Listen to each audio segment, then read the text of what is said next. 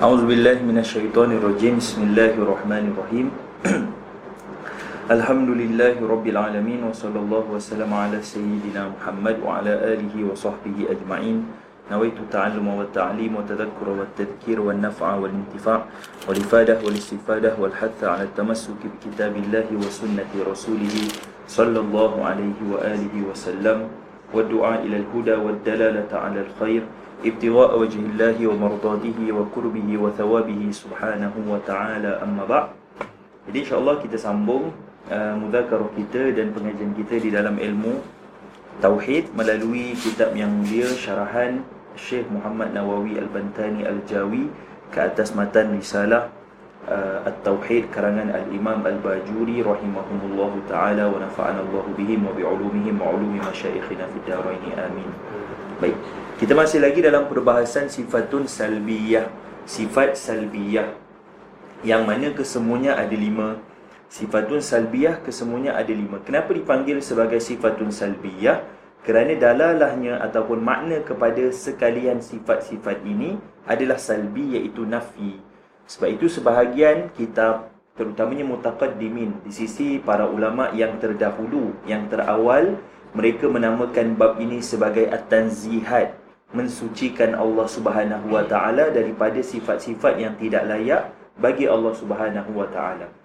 Dan dihadkan ataupun dibincangkan kepada 5, ataupun dirumuskan kepada 5 sifat sahaja dalam sifatun salbiyah, kerana kesemua ataupun selain daripada sifat-sifat salbiyah yang lain masuk ke dalam mafhum salah satu daripada 5 sifat ini. Kerana itu 5 ini dipanggil sebagai ummahatul muhimmat, 5 ataupun kita kata kulliyat, 5 sifat yang di bawahnya terhimpun segala bentuk sifat salbiyah, sifat yang tidak layak bagi Allah Subhanahu wa ta'ala. Kerana sifat salbiyah itu tidak ada ni la yanhasir, tidak terkira banyaknya. Segala perkara yang kurang ataupun segala perkara yang tidak layak bagi Allah Subhanahu wa ta'ala, maka perlu disucikan Allah Ta'ala daripada sifat-sifat tersebut. Kerana mustahil bagi Allah Ta'ala bersifat dengan segala ataupun dengan perkara-perkara berbentuk kekurangan. Baik, kita dalam sifat al-mukhalafah lil hawadith. Baik, kita baca sardan apa yang ditulis sebab kita dah bincangkan pada minggu lepas. Lepas tu kita masuk kepada suwarul mumathalah asyarah. Baik, Bismillahirrahmanirrahim. Wa yajibu fi haqqihi ta'ala al-mukhalafatu lil hawadith. Wajib bagi Allah Subhanahu wa ta'ala itu bersifat dengan bersalahan dengan segala perkara yang baharu. Jadi al-hawadith di situ adalah al-wujud ba'dal adam, perkara-perkara yang wujud selepas tiada, ataupun perkara yang wujudnya didahului oleh tiada. Jadi itu dipanggil sebagai al-hawadith. Wa yajibu fi haqqihi ta'ala al-mukhalafatu lil hawadith fal mukhalafatu lil makhluqati. Yang dimaksudkan dengan al-hawadith di situ adalah al-makhluqat. Maka dibincangkan sebahagian daripada para ulama membincangkan kenapa hanya Allah Subhanahu wa ta'ala itu bersalahan dengan segala perkara yang baharu. Bukankah perkara-perkara yang ma'dumat ataupun perkara-perkara yang tiada juga Allah Ta'ala tidak serupa dengannya? Kenapa tidak diletakkan al-mukhalafatu lil mumkinat? Sebab bila disebut al-hawadis, maka maknanya adalah perkara-perkara maujudat. Tetapi Allah Subhanahu wa ta'ala itu bersalahan ataupun berbeza Allah Ta'ala itu dengan segala yang maujud dan ma'dum. Jadi mengapa dipilih oleh para ulama meletakkan mukhalafah di situ kepada hawadis? Maka dibincangkan, mereka menyebutkan bahawasanya kerana berlakunya keraguan samanya Allah Ta'ala itu pada yang maujud, bukan pada segalian yang makdum. Kerana perkara yang makdum sudah pasti Allah Ta'ala itu bersalahan dengannya kerana Allah Ta'ala wujud. Jadi yang kita panggil yang berlaku keraguan ataupun berlaku syubhat pada menyamakan Allah Ta'ala itu dengan perkara-perkara yang maujudat. Kerana itu para ulama meletakkan al-mukhalafatu lil hawadith, bukannya al-mukhalafatu lil mumkinat. Kenapa? Kerana kita panggil keraguan berlaku pada sekalian yang mawjudat, bukannya makdumat. Jadi kerana itu dipilih untuk meletakkan al-mukhalafatu lil hawadith. Baik. Kerana kita kata tadi, berlakunya keraguan hanya kepada perkara-perkara yang mawjudat. Perkara-perkara yang mawjudat. Disebut oleh Al-Imam Al-Bajuri di dalam kitabnya yang lain menyebutkan annal mawjudat hiya allati tatawahhamu fiha al-mumathalah. Perkara-perkara mawjudat itu yang disangka dan diragukan adanya persamaan dengan Allah Subhanahu wa taala, likauniha musyarakatan lil maula fil wujud. Kerana segalian perkara yang mawjud itu ada persamaannya dengan Allah Taala, kerana kedua-duanya adalah perkara yang wujud, kedua-duanya wujud. Bikhilafil ma'dumat, berbeza dengan perkara-perkara yang tidak ada, perkara yang ma'dum. Fala tatawahhamu fiha al-mumathalah li'adami kauniha musyarakatan lahu ta'ala fi dhalika. Kerana tidak ada langsung persamaan.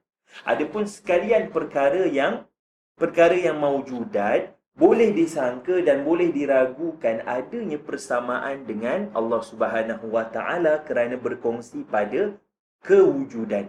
Walaupun wujudnya berbeza, wujud Allah Ta'ala berbeza dengan wujud sekalian makhluk. Wujud Allah Ta'ala tidak didahului oleh tiada. Adapun wujud selain daripada Allah Ta'ala itu didahului oleh tiada yang dipanggil sebagai al-hawadith.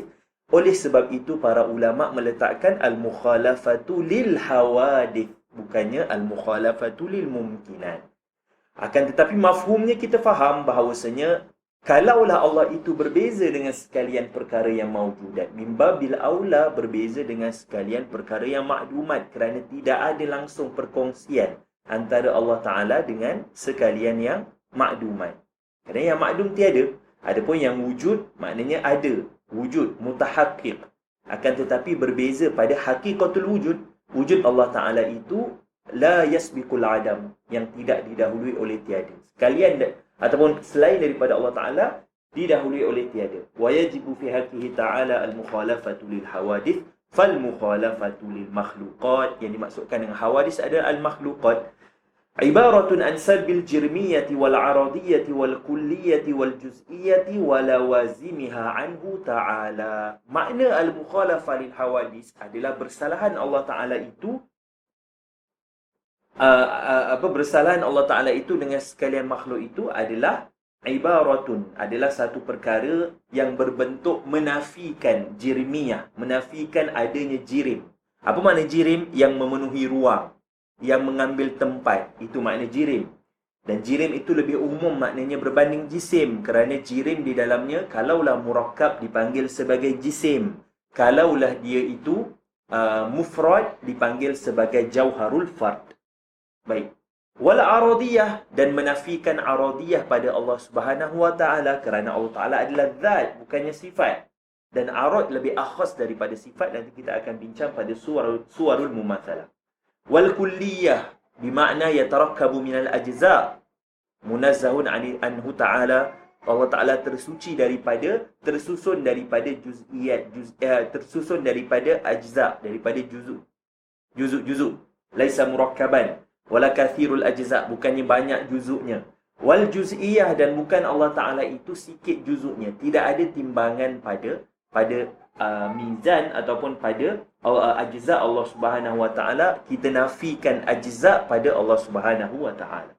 Wala wazimiha, dan sekalian perkara-perkara lawazim. Bila kita kata lazim bagi jirmiyah apa? Mengambil tempat, at-tahayyuz. Lazim bagi aradiyah berdiri pada perkara yang lain secara tabi'iyah. Lazim bagi kulliyah adalah besar, lazim bagi juz'iyah adalah kecil. Maka sekalian daripada perkara-perkara ini dan juga lawazimnya ternafi bagi Allah Subhanahu wa taala. Bila dinafikan jirmiyah, bila dinafikan jirmiyah pada Allah Subhanahu wa taala, maka ternafilah juga lawazim bagi Allah Subhanahu wa taala. Falazimul jirmiyati at-tahayyuz, walazimul aradiyati al-qiyamu bil ghairi, walazimul kulliyati al-kibar, walazimul juz'iyati as-sighar ila ghairi dhalika min lawazim yang disebutkan tadi 4 perkara, al-jirmiyah, al-aradiyah, al-kulliyah dan juga al-juz'iyah. Wa ma'nahu, makna bagi mukhalafah lil hawadis adalah ay al-mukhalafah lima dzukir annahu ta'ala laisa mumathilan lil hawadis. Allah itu tiada sama dengan sekalian yang baharu. Fa idza alqa, baik ini kalam ini dinaqalkan daripada al-Imam al-Bajuri sendiri di dalam hasyiahnya terhadap Jauharatut Tauhid. Hasyiahnya terhadap Jauharatut Tauhid, terhadap matan yang dikarang oleh al-Imam Al-Laqani, menyebutkan apa? Fa idza alqa syaitanu fi dhihnika annahu ta'ala idza lam yakun jirman wala aradan wala kullan wala juz'an fama haqiqatuhu. Kalaulah dicampakkan oleh syaitan di dalam akal kamu bahawasanya Allah Ta'ala itu kalau bukan jirim dan kalau juga bukan arad. Baik, jirim tadi kita kata yang mengambil ruang, yang terbahagi kepada dua. Kalau murakkab dipanggil sebagai jisim. Yatarakkabu min jauhar al-jawahirul fardah, yang tersusun daripada jauhar-jauhar fard yang banyak. Kalau tidak tersusun ataupun laisa murakkaban, kalaulah jirim itu mufradan, maka dipanggil sebagai jauharul fard. Idza lam yakun jirman wala aradan, dan bukan juga sifat. Tetapi nanti kita akan bezakan di antara arad dan sifat. Itlaqul arad hanya kepada sekalian yang hawadis. Adapun sifat hanya pada sifat boleh diitlakkan pada hawadis dan boleh diitlakkan pada Allah Ta'ala. Arad tidak boleh diitlakkan pada Allah Subhanahu wa Ta'ala. Wala kullan wala juz'an fama haqiqatuhu. Jadi apa hakikat Allah Ta'ala kalau bukan jirim, bukan arad, bukan kul, bukan juzuk? Faqul fi raddi dhalika la ya'lamullaha illallahu. Maka katakanlah di situ, jawab pada persoalan tadi, syubhat tadi, bahawasanya tiada yang mengetahui hakikat Allah Subhanahu wa Ta'ala dengan hakikat yang sebenar. Bikunhihi, dengan kun Allah Subhanahu wa Ta'ala itu tiada yang mengetahui melainkan Allah Subhanahu wa Ta'ala. Kerana itu waktu awal kita bincang dalam perbahasan ma yajibu alal mukallaf, masalah yang pertama kita sebutkan Allah taklifkan hanya mengenal Allah Ta'ala dengan sifatnya, bukannya mengenal Allah Ta'ala dengan hakikat dan kun. Dipanggil sebagai al-kun, maknanya zat Allah Ta'ala yang sebenar. Tidak, disuruh mengenal Allah Ta'ala dengan sifat. Kerana itu, bila sudah kenal Allah Ta'ala dengan sifat-sifatnya, maka akan sampai kepada kita ikrar dan kita akui bahawasanya hakikat Allah Ta'ala itu tiada siapa yang boleh sampai padanya. Tiada Nabi, tiada malaikat yang boleh tahu hakikat sebenar Allah Subhanahu wa Ta'ala. Kerana itu disebut oleh Sayyidina Abi Bakr Siddiq radhiyallahu ta'ala anhu bahawasanya al-ajzu anil idrak wa ainul idrak. Lemah dalam sampai dan capai kepada hakikat Allah Ta'ala itu, itulah sebenar-benar pengetahuan dan capaian. Kerana memang tidak mampu untuk sampai kepada hakikat Allah Ta'ala. Tetapi Allah Ta'ala taklifkan kita mengenal Allah Ta'ala itu dengan sifat-sifatnya. Laisa kamithlihi syai'un wa huwas samiul basir. Fa huwa ta'ala laisa bijismin musawwar. Allah Ta'ala bukanlah jisim yang disurahkan, digambarkan. Musawwar dibaca dengan isim maf'ul, bukannya isim fa'il. Kerana Allah musawwir. Allah huwa musawwir wa laisa musawwaran. Dan Allah bukan musawwar. Laisa bijismin musawwarin wala bijauharin mahdudin muqaddarin. Dan Allah Ta'ala bukanlah jauhar yang mengambil tempat, yang ada batasan. Bila kita kata jauhar adalah perkara yang mengambil tempat, yang mengambil ruang. Seperti mana kita kata jisim, kerana jauhar adalah binaan yang membina jisim. Kerana jisim terbina daripada jauhar-jauhar fardah yang banyak. Kerana itu kita bezakan dua. Kalau jismun adalah jauharun murakkabun. Kalau jauharul fard dengan istilah sebahagian ataupun dengan istilah mutaqaddimin dipanggil sebagai al-juz'ul ladzi la yatajazza. Juzuk yang tak boleh dijuzukkan lagi. Kerana para mutakallimin, ulama-ulama kalam mengisbatkan jauharul fard ataupun al-juz'ul ladzi la yatajazza. Mengapa? Kerana kita nak bezakan. Kalaulah kita tidak isbatkan jauharul fard, maka akan sama semut yang kecil tu akan sama ajza'nya dengan gunung yang besar. Sebab apa? Kedua-duanya tidak berakhir pada satu juzuk yang kecil. Satu juzuk yang tak boleh dijuzukkan.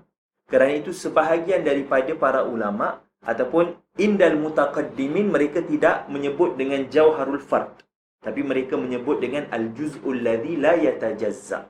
Juzuk yang tidak boleh dijuzukkan lagi. Dan disebabkan oleh sebahagian ulama menyebutkan bahawasanya supaya tidak terjerumus kepada syubuhat yang dibawa oleh falasifah, maka perlu untuk mengisbatkan jauharul fard. Kalau tidak mengisbatkan jauharul fard, maka akan masuk kepada dipanggil seperti yang disebutkan oleh Imam Taftazani di dalam syarahannya terhadap Aqaidah Safiyah, akan masuk kepada zulumatul falasifah, kegelapan yang dibawa oleh falasifah yang mengisbatkan alam itu qadim, Baik, jadi dekat situ berlaku apa? Berlaku ta'adud qudama, berlaku berbilang-bilang pada yang qadim, sedangkan yang qadim itu mesti satu sahaja. Baik. Falaisa lahu yadun wala ainun wala udhunun wala ghairu dhalika min sifatil hawadith. Dan tiada bagi Allah Ta'ala itu yadun, tiada bagi Allah Ta'ala itu ainun wala udhunun, dengan makna jawarih,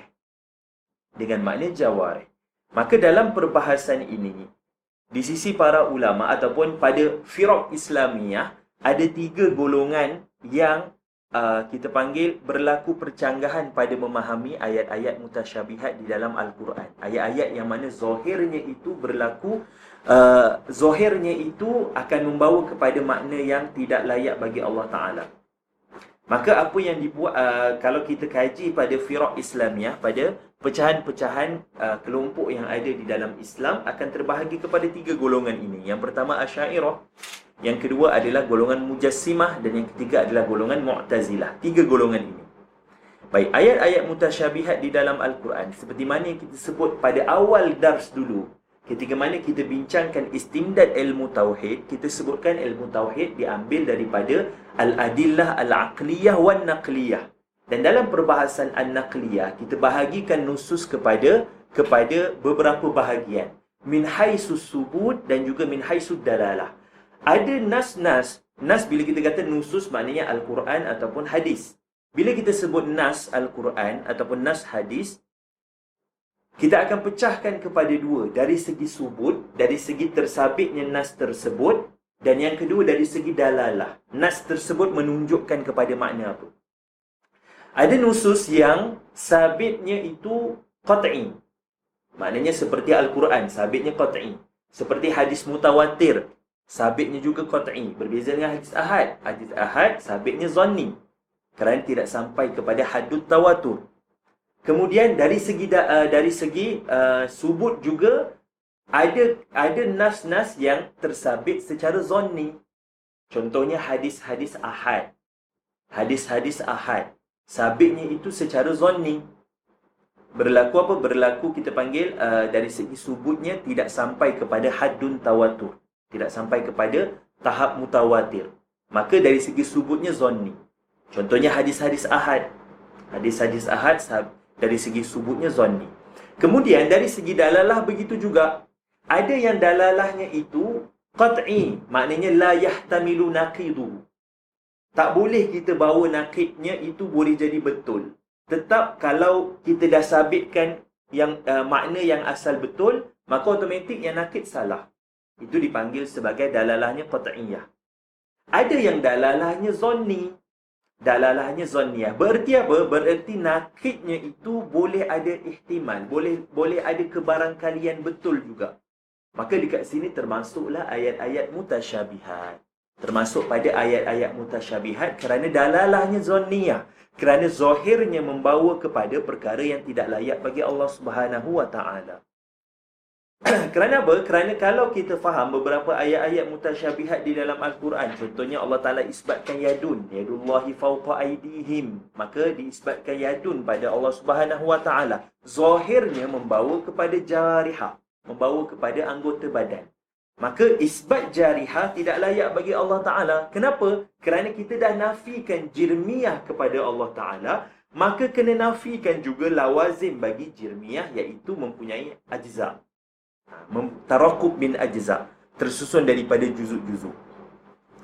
Dan sebab itulah juga di dalam bahasa ataupun dari segi pengolahan bahasa, kita tak boleh nak terjemahkan kalimah ataupun lafaz-lafaz ayat-ayat yang mutasyabihat itu di dalam bahasa Melayu ataupun apa-apa bahasa lain. Kenapa?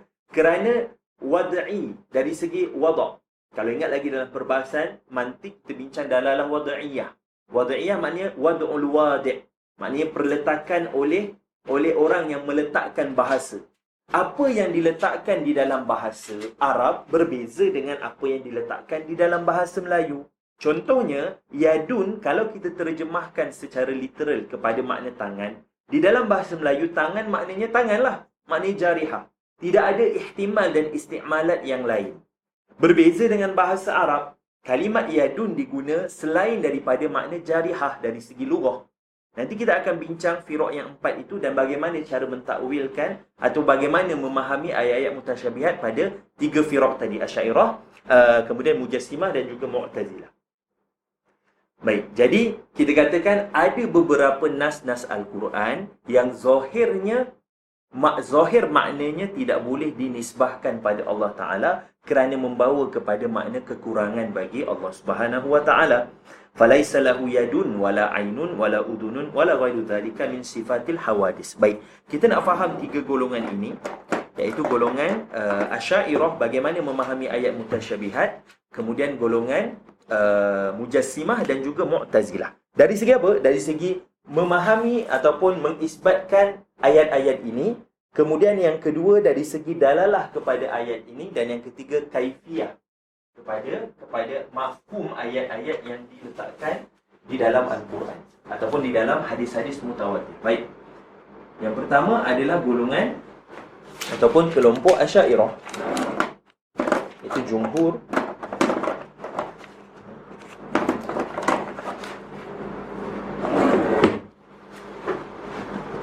warna hitam ke warna biru? Nampak lagi? Hitam nampak lagi?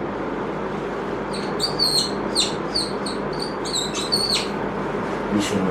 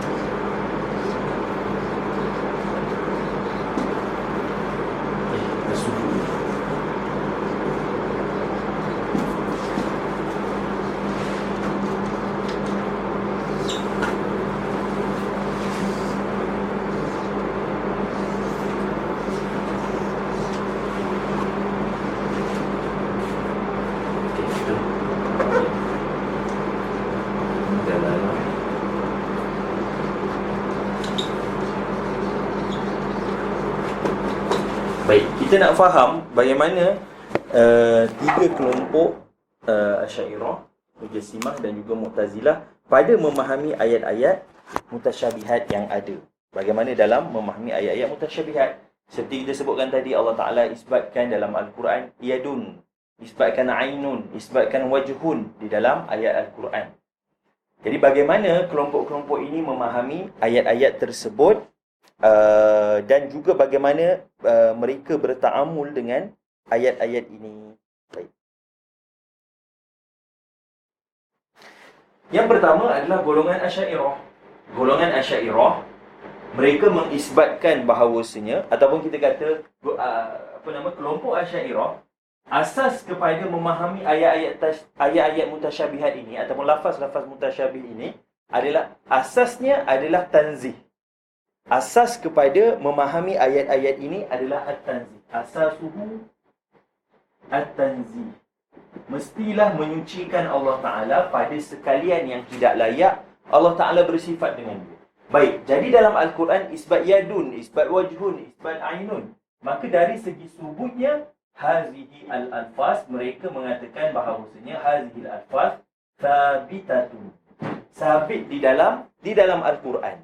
sabit juga di dalam hadis Nabi sebutkan. Jadi dari segi lafaz ianya sabitah. Dari segi lafaz ianya sabitah.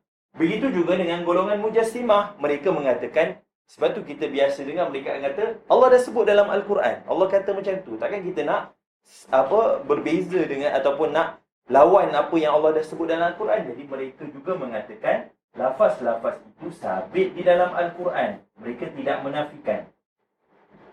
Dan apa yang kita sebut dan kita bincangkan ini, golongan yang mensabitkan lafaz itu ada di dalam nas-nas naqliyah ataupun nusus-nusus naqliyah. Begitu juga dengan golongan Mu'tazilah. Mereka mengatakan lafaz-lafaz itu wujud dan sabit di dalam Al-Quran. Maka mereka beriman pada sudut lafaznya. Mereka mengatakan bahawasanya mereka beriman seperti mana yang Allah turunkan. Jadi Asy'ariyah, Mujassimah, Mu'tazilah sama. Mereka isbatkan. Jadi kita kata ketiga-tiga golongan ini mengisbatkan bahawasanya lafaz itu sabit di dalam nas. Kemudian dari segi dalalahnya pula, baik, golongan Asy'ariyah terbahagi kepada dua. Ada yang dipanggil sebagai at-tafwid. Ada yang menggunakan kaedah tafwid khususnya kepada mutaqaddimin, khususnya kepada ulama-ulama yang terdahulu. Mereka tafwid. Apa makna tafwid? Tafwid adalah menyerahkan makna kepada Allah Subhanahu Wa Taala dan meyakini bahawasanya mustahil lafaz tersebut dari segi zahirnya dinisbahkan kepada Allah Subhanahu Wa Taala. Jadi at-tafwid adalah yufawwidu al-ma'na ila Allah. Yufawwidul ma'na ila Allah ma'astihalati hamlil lafzi ala zahirihi.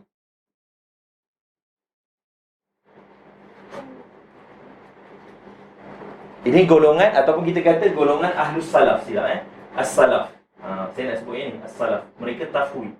Golongan Salaf yufawwidul ma'na ila Allah, menyerahkan makna kepada Allah Ta'ala, ma'astihalati hamlil lafzi ala zahirihi, dengan meletakkan mustahilnya lafaz tersebut dinisbahkan secara zahir kepada Allah Subhanahu Wa Ta'ala. Kenapa? Kerana pada ayat-ayat contohnya macam yadun ataupun kita panggil wajhun ataupun ainun, secara zahirnya membawa kepada makna jawarih, makna jarihah, makna anggota badan.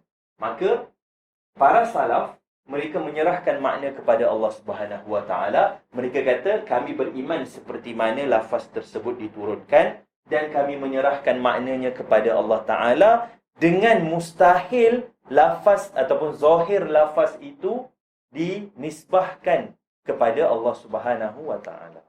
Zahir makna bagi lafaz itu dinisbahkan kepada Allah Ta'ala. Ini golongan pertama, golongan As-Salaf. Baik, golongan kedua adalah golongan Al-Khalaf.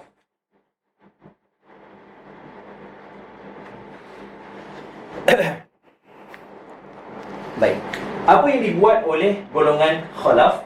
Yu'awwilu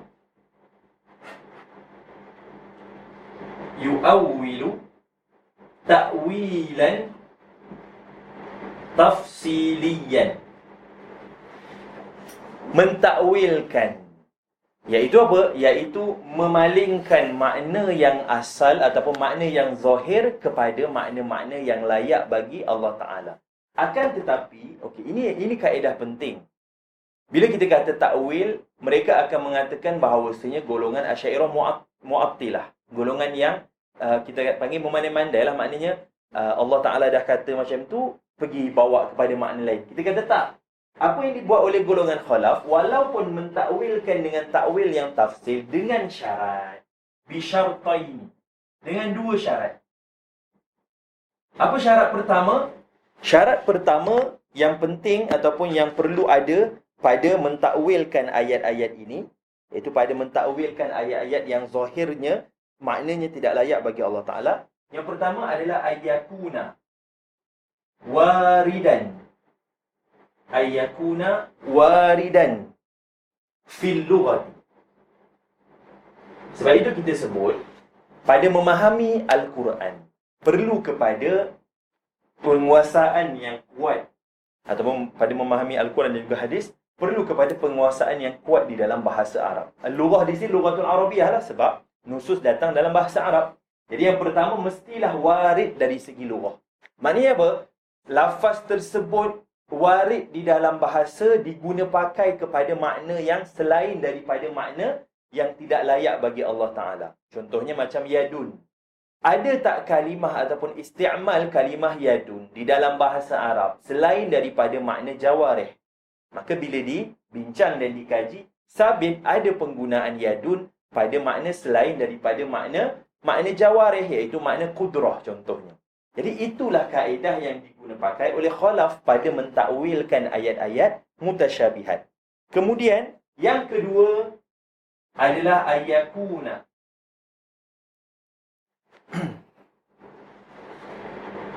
Ayyakuna at-ta'wil ataupun ayyakuna mabniyun ala at-tanzih. Mestilah takwil tadi terbina dengan tanzih, iaitu dengan mensucikan segala perkara yang tidak layak bagi Allah Subhanahu wa taala. Jadi ini adalah golongan khalaf, golongan-golongan yang mentakwilkan ataupun memindahkan ataupun berpaling daripada makna yang asal, makna yang zahir kepada makna-makna lain. Dengan dua syarat. Apa syarat yang pertama? Mestilah warid di dalam lughah. Mesti ada diguna pakai. Mesti ada isti'mal dalam bahasa Arab, penggunaan kalimah-kalimah itu kepada makna selain daripada makna yang zahir.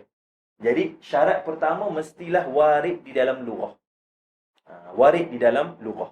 Kerana itu kena ada kita panggil makna ataupun pemahaman yang luas terhadap perbahasan lughah Arabiyah. Kerana itu penting kalau kita bincang dalam ilmu nahu, syawahid nahu itu penting.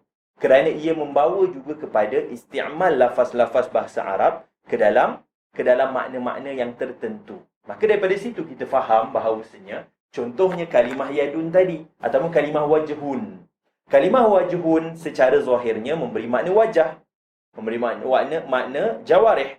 Akan tetapi isti'mal lughah Arabiyah ada diguna pakai kalimah wajhun bermakna adzat. Jadi kalimah ataupun makna tadi kita kata apa? Kita palingkan kepada makna yang zahir kepada makna yang lain. Dan makna tersebut warid di dalam lughah Arabiyah. Kemudian mestilah takwilan tersebut mabniyatun 'ala tanzih. Mestilah terbina di dalam pada mensucikan Allah Ta'ala daripada sekalian perkara yang tidak layak bagi Allah Ta'ala. Kemudian, faham tak ni dua? Salaf dengan khalaf. Jadi sebab tu kita kena faham. Kerana itu disebut oleh Imam Ghazali. Imam Ghazali kata apa? Takwil ini umpama ubat. Yang selamat apa? Yang selamat adalah tafwid. Yang selamat adalah tafwid. Serahkan makna pada Allah Ta'ala. Dan mengakui bahawasanya manusia tak dapat nak memahami hakikat sebenar yang nak disampaikan kepada oleh Allah Subhanahu wa taala. Tetapi golongan khalaf, kenapa mereka mentakwilkan? Kerana sebab itu Imam Ghazali kata takwil ibarat ubat, bagi bila perlu sahaja. Jadi bila datangnya syubhat yang bawa kepada mentajsimkan Allah Taala, maka para ulama khalaf mengambil langkah supaya palingkan makna yang asal ataupun makna yang zahir kepada makna yang sesuai dan layak bagi Allah Subhanahu wa taala. Kerana dalam perbahasan subut tersabit ayat tersebut ada wujud di dalam Al-Quran, wujud di dalam hadis. Bezanya pada pemahaman. Bagaimana nak memahami ayat-ayat tersebut supaya apa? Supaya kita tidak nisbahkan sesuatu yang tidak layak pada Allah Taala. Kerana itu saya sebutkan mazhab ataupun golongan Asy'ariyah mereka membina pemahaman mereka pada memahami ayat-ayat mutasyabihat asasuhu at-tanzih. Asasnya adalah mensucikan Allah Taala daripada sekalian perkara yang tidak layak bagi Allah Subhanahu wa taala. Kemudian golongan Mujassimah pula, golongan Mujassimah mereka ada satu kaedah yang menyebabkan mereka tidak boleh keluar daripada ataupun tidak boleh memahami seperti mana yang difahami oleh golongan Asy'ariyah. Kerana asas mereka ataupun asal bagi golongan Mujassimah, al-aslu indahum asal bagi mereka adalah nafyu al-majaz. Menafikan majaz. Jadi bala yang besar pada golongan Mujassimah adalah kerana mereka menafikan majaz. Apabila mereka menafikan majaz, maka mereka sabitkan segala makna adalah hakikat di dalam Al-Quran ataupun di dalam nusus. Semua makna hakikat sebenar. Jadi kerana apa? Kerana mereka menafikan majaz. Sedangkan banyak di dalam Al-Quran yang mengisbatkan majaz. Kenapa? Kerana kalau diisbatkan hakikatnya, akan berlaku ta'arud, akan berlaku tanaqud, akan berlaku perkara yang bersalahan dengan wakil. Jadi kerana mereka menafikan majaz, kerana itu disebabkan mereka menafikan majaz, membawa kepada syubhat-syubhat ataupun membawa kepada pemahaman-pemahaman yang tidak layak bagi Allah Subhanahu Wa Taala pada mengisbatkan sesuatu perkara kepada Allah Taala. Jadi mereka mengisbatkan lafaz-lafaz tersebut. Lafaz-lafaz tersebut wujud di dalam Al-Quran, sabit di dalam Al-Quran, sabit di dalam hadis. Tetapi dalalah kepada lafaz-lafaz itu mereka tahmilu al-alfaz ala haqiqatihi atau ala haqiqatiha. Mereka mereka memahami lafaz-lafaz itu dan membawa lafaz-lafaz itu kepada makna hakikatnya. Hakikat yang zahir. Hakikat yang zahir. Sebab itu membawa kepada apa? Membawa kepada tajsim. Membawa kepada tajsim. Sedangkan dalam kita memahami sifat, kalau kita berbincang dengan golongan ini, golongan Mujassimah, mereka tidak mengisbatkan dan mereka tidak tidak mengakui yang mereka menjisimkan Allah Ta'ala. Mereka juga menafikan jismiyah.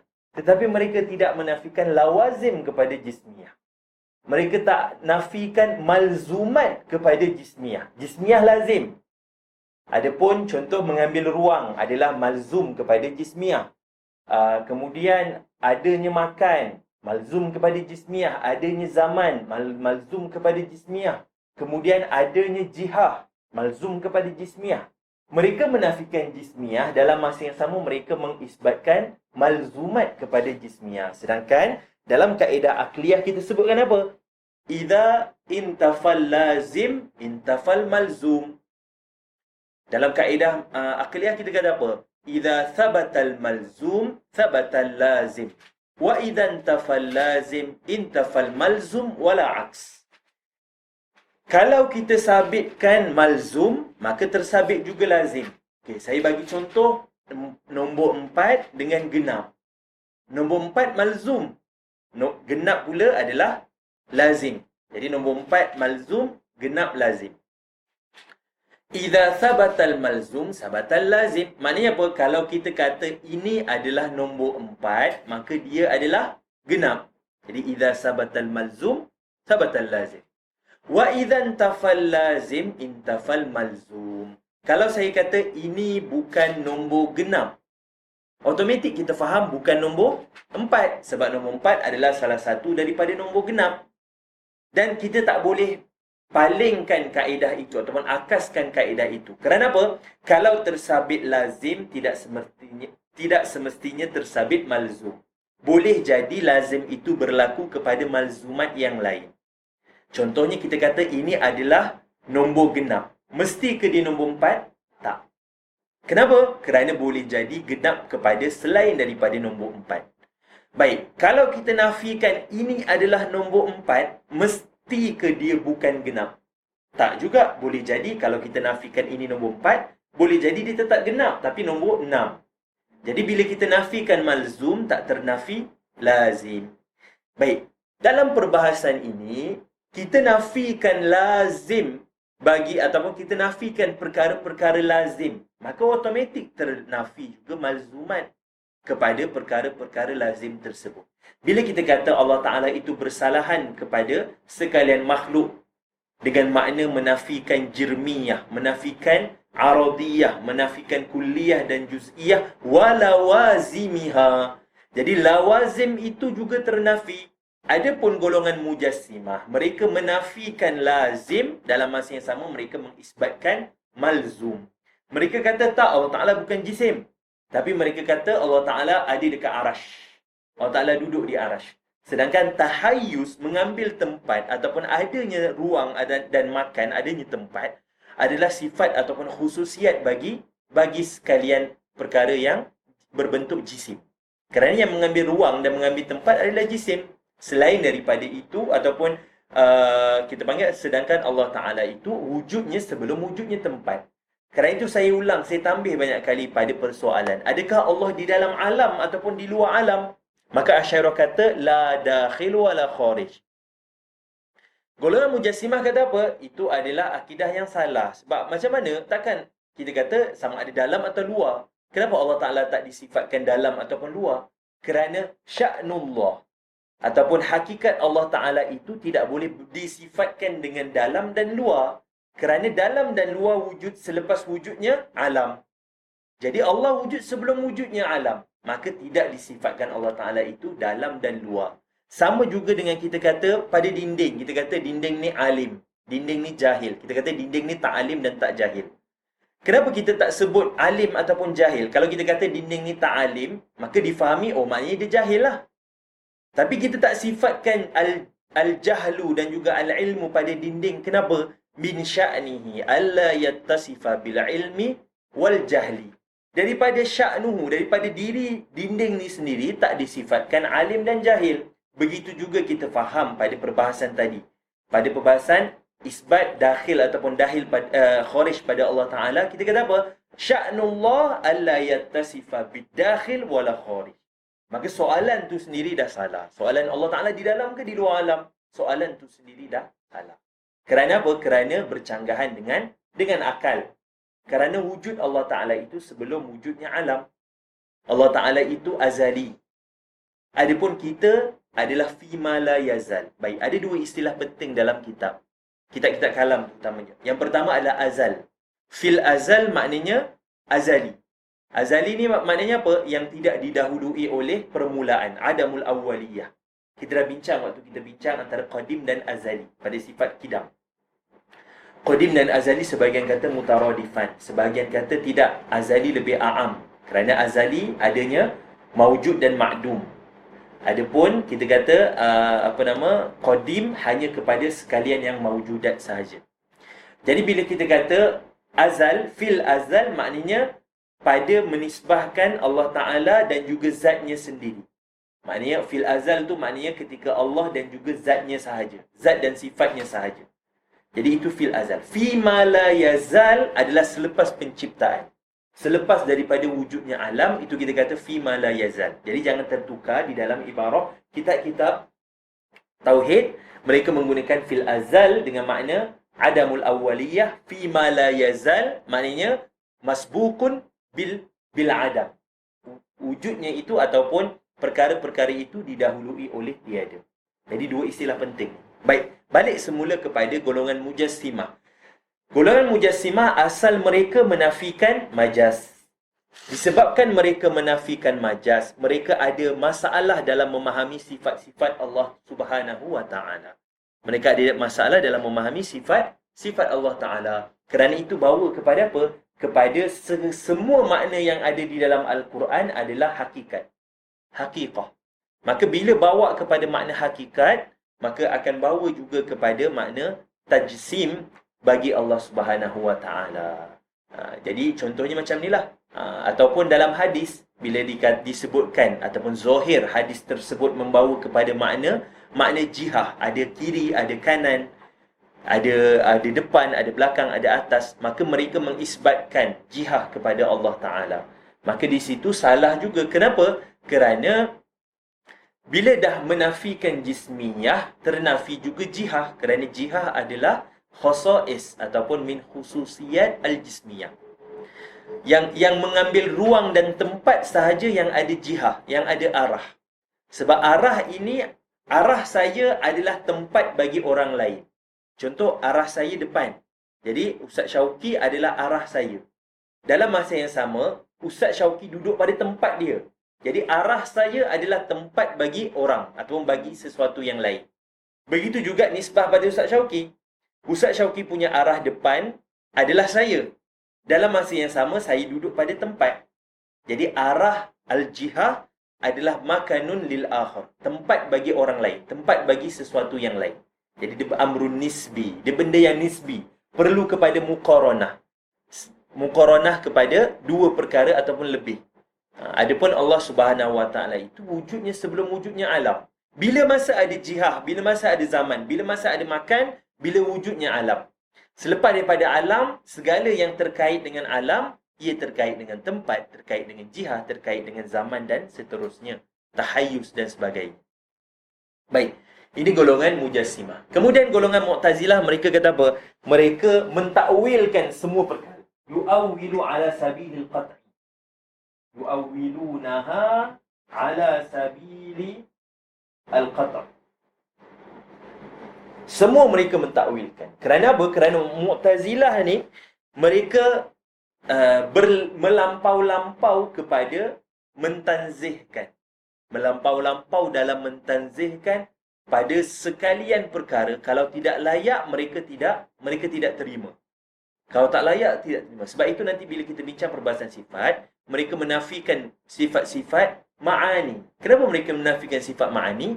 Kerana mereka kata sifat ma'ani, iaitu kudrah, iradah dan seterusnya lah, 7 sifat ma'ani itu, mereka menyebutkan sifat-sifat ini sifatun wujudiyah. Kalau kita isbatkan sifatun wujudiyah bagi Allah Ta'ala, maka kita telah mengisbatkan ta'addudul qudama. Telah mengisbatkan berbilang-bilang pada perkara yang qadim. Kenapa? Kerana zat Allah dah qadim. Kemudian sifat-sifatnya qadim juga. Jadi berlaku ta'addud fil qudama.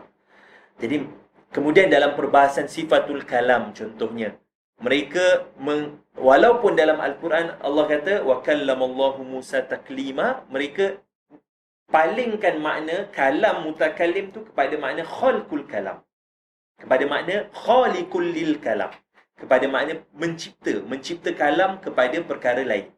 Jadi mereka mengubah. Jadi sebab itu kita kata mereka semua perkara mereka takwil. Mereka takwil ala sabilil qat'i. Tapi takwilan mereka melampau. Takwilan mereka melampau. Itu golongan Mu'tazilah. Kerana itu mereka menafikan sifatun kalam bagi Allah Subhanahu Wa Taala. Jadi mereka kata apa? Allah mutakallim bermakna khaliqul kalam. Dengan makna Allah menciptakan kalam. Menciptakan kalam pada apa? Kepada pokok, kepada perkara lain. Tapi diri Allah Ta'ala itu tidak. Tiada kalam. Kenapa? Kerana mereka hadkan makna kalam hanyalah kepada bunyi dan juga huruf-huruf. Adapun mutakallim tidak. Ataupun kita kata Asy'ariyah tidak menghadkan makna kalam dengan makna tersebut. Nanti bila kita sampai kepada sifatul kalam, kita akan bincang 4 ta'ifah perbezaan dalam memahami sifatul kalam. Kita ada golongan Asy'ariyah, kemudian kita ada golongan Mujassimah, kita ada golongan Mu'tazilah dan kita ada golongan mutaqaddim atau fudalaul Hanabilah dalam memahami ayat ataupun dalam memahami sifatul kalam lillahi ta'ala. Baik. Golongan Mu'tazilah mentakwilkan ala sabilil qat'i. Kemudian yang terakhir dari segi kaif, dari segi bagaimana, macam mana. Jadi golongan Asy'ariyah kata apa? La kaif. Tiada kaif. Begitu juga dengan golongan Mu'tazilah, mereka kata la kaif. Mereka nafi semua perkara mereka nafi pada Allah Subhanahu Wa Taala. Baik, tapi golongan Mujassimah kata apa? Golongan Mujassimah kata ada kaif. Al-kaifu, apa mereka selalu kata? Majhulun. Ada kaif tapi majhul. Sebab itu mereka bawa kepada apa? Tashbih. Bawa kepada at-tashbih. Dapat tak? Bawa kepada at-tashbih. Jadi ini cara ataupun ini ringkasan. Ringkasan yang kecil lah. Tidaklah kita tafsirkan dengan lebih jauh. Tapi ini ringkasan yang kecil. Firaq Islamiyah dalam memahami ayat-ayat mutasyabihat. Ataupun lafaz-lafaz mutasyabih di dalam nas-nas yang ada. Al-Quran ataupun hadis. Jadi kita ada golongan Asy'ariyah, golongan Mujassimah dan golongan Mu'tazilah. Jadi dalam golongan Mujassimah disebabkan mereka telah mengisbatkan kaedah yang fasidah, iaitu menafikan majaz, yang mana majaz sabit di dalam di dalam lughah Arabiyah, tapi mereka menafikan majaz, maka membawa kepada makna ataupun membawa kepada syubhat, ataupun kita kata salah faham yang lain, iaitu membawa kepada tajsim ataupun tashbih. Jadi ini cara para ulama memahami ayat-ayat mutasyabihat. Kalau kita tengok pada taifah Asy'ariyah ataupun golongan Asy'ariyah, mereka terbahagi kepada dua, salaf dan juga khalaf. Yang penting pada takwil, apabila mentakwilkan sesuatu perkara, mesti ada dhabit, mesti ada dawabit, mesti ada, kita panggil apa? Ada qanun, ada panduannya. Panduan dia apa? Yang pertama, mestilah takwilan tersebut warid di dalam lughah Arabiyah, kerana nusus turun dalam bahasa Arab, dalam lughah Arabiyah. Kemudian yang kedua, mestilah takwilan tersebut mabniyun ala tanzih, terbina dengan mensucikan segala yang tidak layak bagi Allah Subhanahu wa taala. Dapat tak? Ada soalan? Dapat? Okey, kaif ni maknanya kalaulah kita kata contohnya pada golongan Asy'ariyah, bila kita sebutkan yufawidul makna ila Allah ma istihalatil hamdil lafzi ala zahir, kita serahkan makna pada Allah Taala dan kita kata mustahil zahir makna tu tersabit pada Allah Taala. Jadi kalau ditanya bagaimana? Macam mana? La kaif. Tak tahu. Sebab kita mengisbatkan jahilnya kita pada memahami ayat tersebut. Yang tahu hanya Allah Subhanahu Wa Taala. Khalaf pula kata apa? Khalaf kata takwil. Khalaf kata takwil. Baik. Takwilan kepada makna yang layak bagi Allah Ta'ala. Tapi makna tersebut mesti secara hakikatnya betul ke? Tidak juga. Jadi kaif ataupun pada mengisbatkan yadun. Jadi yadun tu macam mana? Kita kata la kaif. Tak tahu. Tidak diketahui. Yang diketahui hanya yang mengetahui makna sebenar yadun itu adalah Allah Subhanahu Wa Ta'ala. Dapat tak? Jadi kita palingkan makna tu kepada makna yang asal supaya tidak bawa kepada tashbih. Tapi golongan Mujassimah kata ya. Sebab tu mereka kata apa? Yadun la kal ayadi. Mereka kata Allah Ta'ala ada yadun. Tidak seperti yadun makhluk. Jadi mereka mengisbatkan kaif. Tapi mereka kata kaif dia majhul, tak diketahui. Allah Ta'ala je tahu. Tapi mereka dah isbatkan jismiyah pada Allah Ta'ala. Dapat tak? Beza antara golongan Mujassimah dengan golongan Salaf. Salaf mereka serahkan makna. Kalau kita nampak zahir, golongan Mujassimah nampak macam serahkan makna pada Allah Ta'ala. Sebab mereka kata apa? Kaifnya Allah Ta'ala je tahu. Macam mana tu Allah Ta'ala je tahu. Kita serahkan makna. Jadi mereka kata mereka pun Salaf juga. Macam golongan-golongan Salaf. Sebab golongan Salaf menyerahkan makna pada Allah Ta'ala. Kita kata tak sama. Sebab apa? Salaf menyerahkan makna dalam masa yang sama apa? Menafikan dan mustahil Allah Ta'ala mengiktikadkan, mustahil zahir makna tersebut tersabit pada Allah Ta'ala. Tapi golongan Mujassimah tak, mereka dah isbat hakikat makna tu ada pada Allah Ta'ala. Jadi yadun la kal ayadi, kalau disebutkan oleh Mujassimah, kalau kita kata yadun kan la yadun la kal ayadi, jadi mereka dah isbatkan makna dulu. Mereka bukan isbatkan lafaz.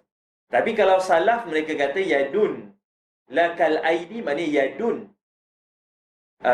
sabitatun fil lafzi la kal ayadi, maknanya apa? Maknanya la na'rifu maknahu, kita tak tahu maknanya. Sebab apa? Sebab beza. Jadi yadun dekat situ isbat lafaz sahaja pada golongan Salaf ataupun golongan Salaf lah. Berbeza dengan Mujassimah, mereka kata yadun, dalam masa yang sama mereka isbatkan makna. Nampak tak beza pada tahmil, pada dalalah? Beza antara Salaf dan juga Mujassimah pada dalalah. Dalalah Mujassimah mereka mengisbatkan hamlul lafzi ala haqiqati. Mereka isbatkan mengambil makna, zahir makna tersebut ke atas lafaz secara hakikat. Jadi hakikat kalimah yadun apa? Secara lafaznya, secara zahirnya jarihah, tangan. Tapi Salaf tidak. Hanya mengisbatkan lafaz tetapi mengembalikan makna pada Allah Ta'ala. Jadi beza. Itu golongan Salaf. Jadi Mujassimah mereka bawa kepada. Sebab apa bawa kepada tajsim? Sebab mereka mengingkari majaz. Itu asal ataupun kita kata kita panggil kesalahan paling besar ataupun bala yang paling besar pada golongan Mujassimah kerana daripada awal mereka menafikan majaz. Sedangkan sabit dengan qat'i di dalam Al-Quran terisbat majaz.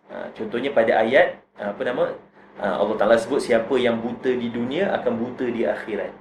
Jadi kalau ambil pada makna zahir, orang yang buta dekat dunia, ke akhirat nanti buta lah. Sedangkan maknanya orang yang buta, maknanya yang tidak ikut jalan Allah Ta'ala di dunia, akan buta nanti di akhirat, akan sesat nanti. Itu maknanya. Jadi kalaulah tidak mengisbatkan perkara majaz di dalam Al-Quran, itu adalah bala yang paling besar, bawa kepada pemahaman terhadap perkara yang tidak layak bagi Allah Ta'ala, iaitu mentajsim dan mentashbihkan Allah Subhanahu Wa Ta'ala. Sedangkan mereka juga menafikan jirmiyah, menafikan jismiyah. Tapi kalam mereka membawa kepada mengisbatkan ataupun kalam mereka melazimi jismiyah dan juga jirmiyah. Jadi berlaku tanakut. Sebab tu akidah mereka, pemahaman mereka ada tanakut banyak. Berlaku banyak tanakut. Sebab apa? Asasnya sebab mengingkari majaz. Baik. Kalau yang kita kata kan ada sebuah kotaknya. Tapi yang atas tu Ustaz bincang pasal yajun je kan. Yang bawah tu Ustaz tekan pasal kalam kan. Kalau dalam memahami, kalau golongan Mu'tazilah, yadun juga mereka tak isbatkan jarihah. Kalau golongan Mu'tazilah. Tapi saya sebutkan kerana mereka melampau-lampau pada mentanzihkan Allah Ta'ala sampai bercanggah dengan kaedah ataupun bercanggah dengan beberapa qawaid lughah Arabiyah. Itu golongan Mu'tazilah. Mereka semua benda mereka takwil. Mu'tazilah ni akidah mereka tanzih semata. Tanzih saja. Sehingga melampau-lampau dalam tanzih. Sampai bawa kepada apa? Sampai bawa kepada menafikan zahir yang dah tersabit dalam Al-Quran. Tapi khalaf dengan salaf tak. Kita sabitkan ada dalam Al-Quran adanya yang hakikat, adanya yang majaz. Ada zahir, ada hakikat, ada majaz. Tetapi Mu'tazilah tak. Semua yang ada di dalam Al-Quran mereka takwilkan kepada makna tanzih. Sedangkan ada je, contohnya macam sifatul kalam.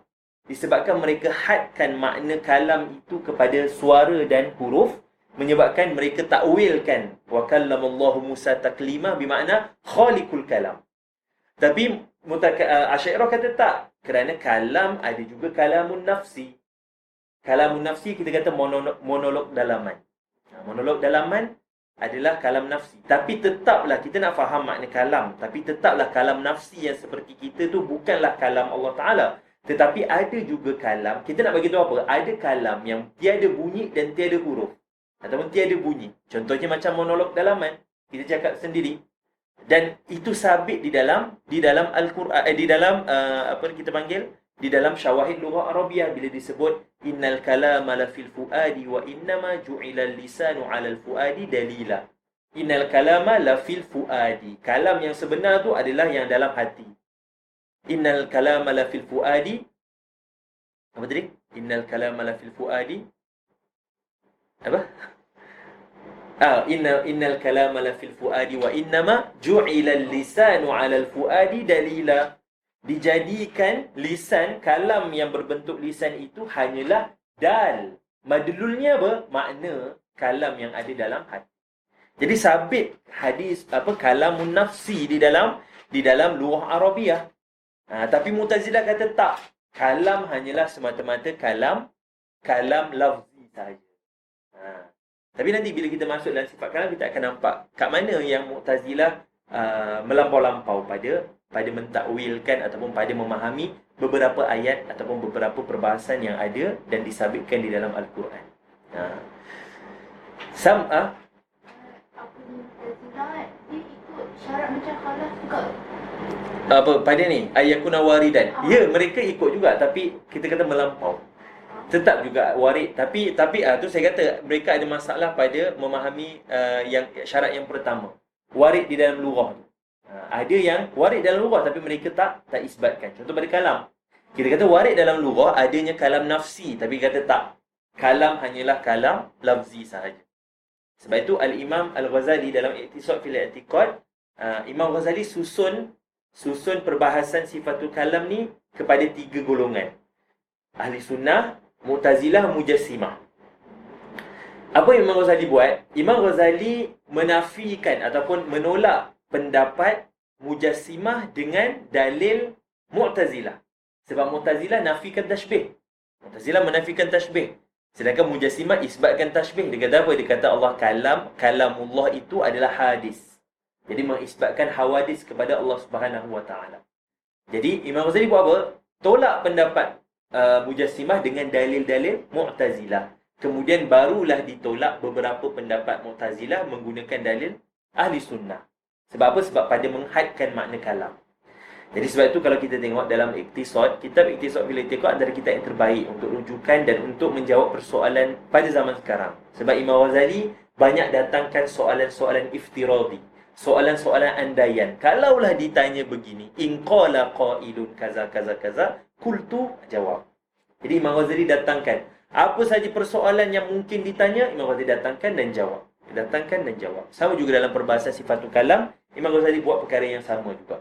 Yang pertama, dibincangkan perbahasan lughah dulu. Sabit tak dalam lughah. Sama juga nanti kalau dalam perbahasan ru'yatullah, di dalam Iqtisad fil I'tiqad, Imam Ghazali bincang dulu makna ru'yah. Sebelum nak tajawuz kepada perbahasan yang seterusnya. Contoh dalam perbahasan ru'yatullah, Mujassimah isbatkan ru'yah hakikiyah, ru'yah jismiyah. Maknanya mujassim lah, bawa kepada tajsim. Mu'tazilah kata tak, nafi ru'yah mutlaqan. Sebab apa? Mu'tazilah hadkan makna ru'yah kepada apa? Kepada mahdud, kepada adanya muqabalah, kepada adanya tempat dan adanya kita panggil apa? Berhadapan, bertentangan. Sedangkan Asy'ariyah isbatkan makna ru'yah yang selain daripada makna tersebut. Jadi mereka terlalu nak mentajsimkan sehingga menafikan zahir yang ada dalam Al-Quran. Jadi bila Allah kata ila rabbika nadhirah, mereka takwilkan ila tu bermakna ni'mah. Ila tu bukan harful jar, tapi ila adalah jamak kepada alah, iaitu ni'mah. Jadi ila rabbika nadhirah maknanya ni'matu rabbika nazirah. Jadi dekat situ melampau pada memahami ayat Al-Quran dengan mentakwilkan segala perkara yang tidak sama ataupun tidak sabit pada kaedah mereka. Mu'tazilah pun ada beberapa zulumat dia lah. Pada memahami beberapa perbahasan di dalam kita panggil apa? Di dalam perbahasan ilmu tauhid. Jelas perbahasan ni? Ini ringkasan. Saya buat ringkasan ataupun kita kata ini adalah ringkasan kecil saja. Perbahasan tu panjang lagi dalam perbahasan sifatun ataupun ayat-ayat mutasyabihat, tapi ini yang ringkas supaya kita boleh faham pada peringkat yang pertama lah. Baik. Falaisa lahu yadun wala aynun wala udhunun wala ghairu dhalika min sifatil hawadithi li'annahu la yumathilul ajsama la fit taqdir. Allah Taala itu tidak serupa dengan segala jisim, tidak pada takdir, kepada miqdar ataupun kita kata boleh diukur. Wala fi qabulil inqisam, dan tak boleh nak dibahagi-bahagi. Jadi menafikan Allah Ta'ala itu terbina dengan ajza, dan menafikan Allah Ta'ala itu mengambil ruang kerana ada miqdar, kerana ada apa kita panggil saiz ataupun kita kata ada had, ada hudud, ada batasan. Wala tahulluhul jawahir, dan juga jauhar tidak berada. Jauhar, bila kita kata jauhar, maka wujudnya wujudnya didahului oleh Adam. Maka Allah bukan tempat kepada sekalian jauhar. Dapat? Allah bukannya tempat kepada sekalian jauhar. Falaisa bi'aradin wala tahulluhul a'rad, dan Allah bukan arad juga, dan arad tidak qaim kepada zat Allah Ta'ala, tidak berdiri pada zat Allah Ta'ala. Sebab itu kita bezakan arad dengan sifat. Wal aradu akhassu mutlaqan minas sifat. Arad tu lebih akhas daripada sifat. Kerana sifat berbeza dengan arad pada sifatun qadimah. Adapun sifat, penggunaan kalimah sifat diguna kepada qadim dan kepada hadis. Akan tetapi arad penggunaannya hanya kepada yang hadis sahaja. Kerana arad dari segi maknanya juga adalah al-fana, yang akan binasa. Makna atau mafhum arad ni adalah perkara yang binasa, perkara yang tidak kekal. Sebab itu kalau kita dalam Al-Quran, bila Allah nisbahkan kepada dunia, Allah Ta'ala akan letakkan apa? Aradud dunia. Jadi yush'iru bil fana. difahami di situ makna al-fana, makna akan binasa. Tapi akhirat Allah Ta'ala tak nisbah aradul akhirah, tak, kerana akhirat kekal. Walaysa bi'aradin wala tahulul a'rad bal la yumathilu mawjudan. Allah Ta'ala tidak menyerupai segala yang wujud.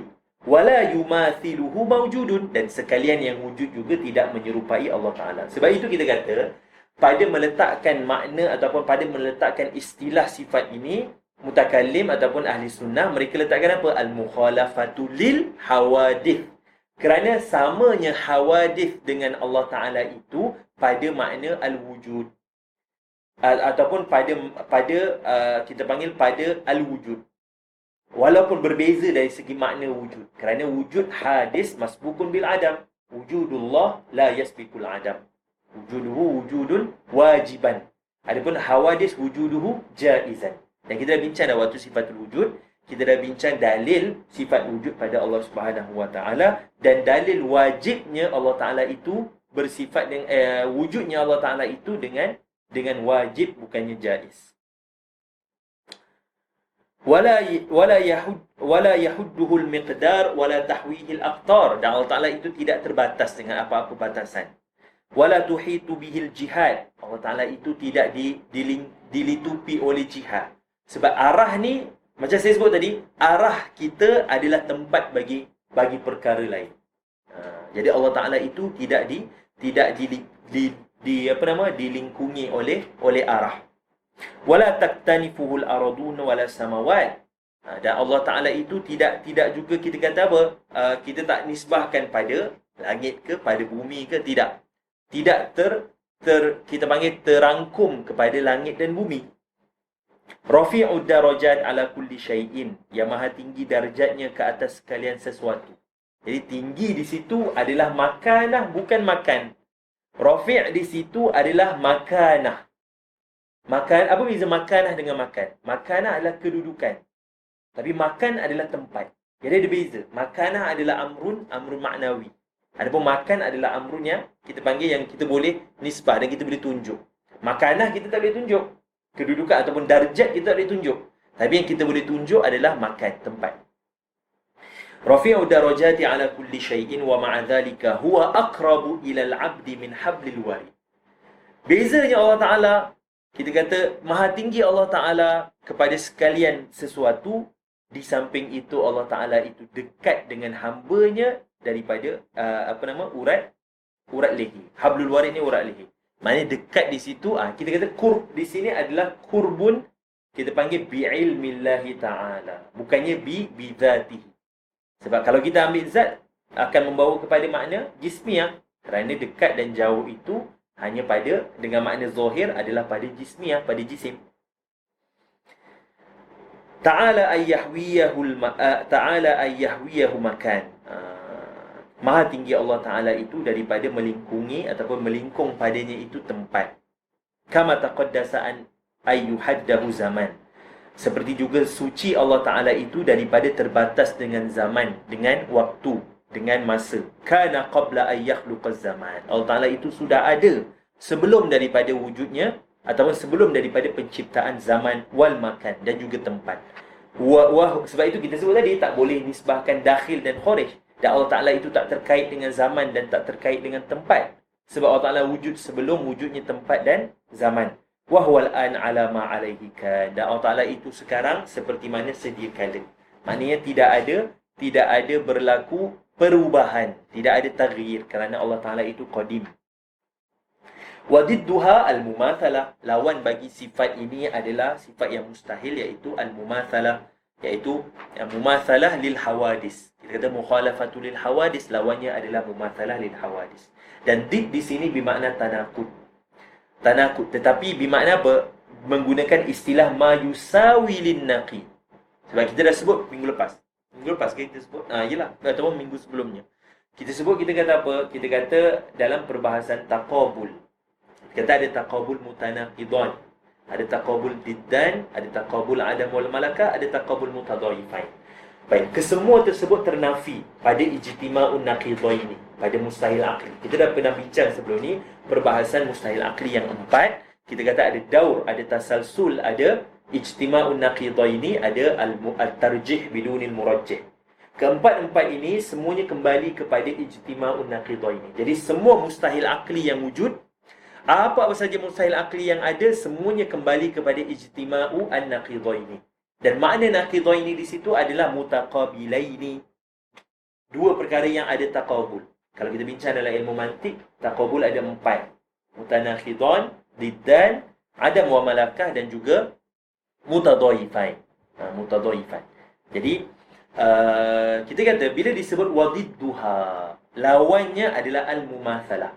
Mumatsalah di situ tidak dipanggil sebagai did, tapi dipanggil sebagai tanaqud, tapi bukan ainut tanaqud, tetapi ma yusawi lit tanaqud. Baik, bila kita kata al-mukhalafatu lil hawadis, apa naqid bagi al-mukhalafah lil hawadis? La mukhalafah lil hawadis. Ingat lagi dalam perbahasan naqid kita hanya tambah ada tu salbi kat depan. Insan la insan. Muhammad la Muhammad. Apa makna tanaqud ataupun mutanaqidan? Amran ahaduhuma wujudi wal akhar adami la yajtami'an wa la yartafi'an. Itu makna tanaqud. Jadi al-mukhalafah lil hawadis, tanaqudnya adalah la mukhalafah lil hawadis. Makna la mukhalafah lil hawadis adalah ainu makna al-mumatsalah lil hawadis. Jadi al-mumatsalah lil hawadis adalah ma yusawi lin naqid. Jadi dia tetap makna tanaqud juga, sebab makna mumatsalah adalah la mukhalafah. Jadi bila disebut wadidduha al-mumatsalah, yakni min daripada taqabul asy-syai' ma'a ma yusawi naqidi, perkara yang menyerupai ataupun yang sama dengan naqidnya. Sama dengan bila kita kata wujud dan adam. Apa lawan wujud? Adam. Tapi apa tanaqud bagi wujud? Kita kata adam. Tapi adam bukan tanaqud, tapi musawi lin naqid. Musawi kepada naqid wujud. Sebab naqid wujud apa? La wujud. Jadi makna la wujud adalah al-adam. Dapat tak? Sama juga kita kata qadim dengan hadis. Apa tanaqud bagi qadim? La qadim. La qadim tu adalah ainu makna al-hadis. Jadi al-hadis adalah ma yusawi li naqid al-qadim. Benda yang sama seperti lawan bagi qadim. Wadidduha al-mumatsalah. Wa dalilu ala dhalika, masuk pada dalil ay mukhalafatihi ta'ala lil makhluqat annahu ay Allah law lam yakun mukhalifan lil makhluqat lakana mumathilan laha. Kalaulah Allah Ta'ala itu tidak bersalahan dengan makhlukat, maka dia adalah mumathilan. Baik. Kenapa kita isbat mumathil tu adalah naqid? Sebab kita nak guna qiyasul khulf. Apa makna qiyasul khulf? Kita isbat benarnya qadiyah dengan menafikan ataupun dengan membatalkan naqid bagi qadiyah tersebut. Baik. Allah mukhalifun lil hawadis. Naqidnya apa? Allah mumathilan lil hawadis. Sebab mumathil maknanya la mukhalif. Baik. Sekarang kita tak bina dalil Allah mukhalif lil hawadis, tapi kita batalkan naqid bagi Allah mukhalif lil hawadis, iaitu Allah mumathil lil hawadis. Jadi kita bina dalil yang membawa kepada butlan naqid bagi Allah mukhalif lil hawadis, maka bawa kepada mengisbatkan Allah mukhalif lil hawadis. Itu kita panggil sebagai qiyasul khulf. Dalam lawahikul qiyas, kalau ingat lagi dalam perbahasan mantik, lawahikul qiyas kita bincang apa? Qiyas murakkab, kemudian kita bincang istiqra', kemudian kita bincang tamthil, dan yang terakhir sekali kita bincang qiyas khulf, iaitu apa? Itsbatu butlanil matlub. Ataupun kita isbatkan itsbatu butlani naqidil matlub. Mengisbatkan terbatal naqid bagi perkara ataupun qadiyah yang kita nak isbatkan. Jadi Allah mukhalif lil hawadis, Allah mumathil lil hawadis. Sekarang kita bina kebatilan ataupun kita bina dalil yang membawa kepada salahnya Allah mumathil lil hawadis. Bila salah yang ni, automatik Allah mukhalif lil hawadis betul, sebab dia masuk dalam tanaqud. Apa makna tanaqud? Ikhtilaful qadiyataini bil ijabi was salbi min haisu ayyalzama ahaduhuma ayyakuna sadiqah wal ukhra kadhibah. Berbeza dua qadiyah dari segi apa? Ijab dan salab. kaif. Dari segi kaif. Satu mujabah, satu mesti salibah. Kemudian mesti ada apa? Mesti ada kelaziman. Satu betul, satu salah. Jadi bila dah isbat yang satu salah, automatik yang satu lagi betul. Jadi qiyasul khulf, kita bina pada sudut tersebut, pada tanafi. Baik, dia kata apa? Lau lam yakun mukhalifan lil hawadis lakana mumathilan laha lakinna mumathalatahu batilatun. Tetapi samanya Allah Ta'ala itu serupanya dengan sekalian makhlukat itu terbatal. Kenapa? Idh law kana mumathilan lil hawadis lakana hadisan. Kalau sama dengan hawadis, maka Allah Ta'ala itu akan hadis juga mithlaha. Sama seperti perkara-perkara hawadis. Kenapa?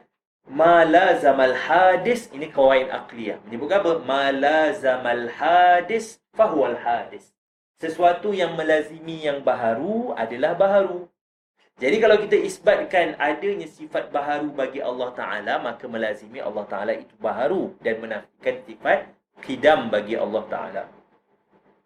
إذ لو كان مماثلا للحوادث لكان حادثا مثلها لأن جميع ما ثبت لأحد المثلين يثبت للآخر.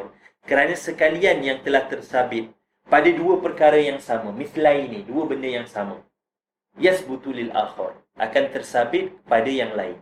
Baik, kalau kita kata Muhammad dengan Ali, kita kata dua-dua insan. Maka bila kita kata yang satu natik, automatik satu lagi mesti natik. Sebab apa? Sebab dua-dua sama, mithlain. Dua benda yang mithlain. Al-mumatsalah, mithlain. Jadi di dalam kita panggil penggunaan ataupun menafikan mumatsalah pada Allah Subhanahu Wa Taala, ada beberapa lafaz-lafaz lain yang ternafi juga. Bila kita kata Allah Taala itu bila kita kata Allah Taala mukhalifun lil hawadis. Jadi al-mukhalafah dekat situ atau mukhalifun di situ maknanya menafikan kita panggil samanya Allah Taala pada perkara yang lain itu. Bila disebut mukhalifun lil hawadis, al-mukhalafah adalah nafyu umur thamaniyah, menafikan 8 perkara. 8 perkara tersebut disebut oleh al-Imam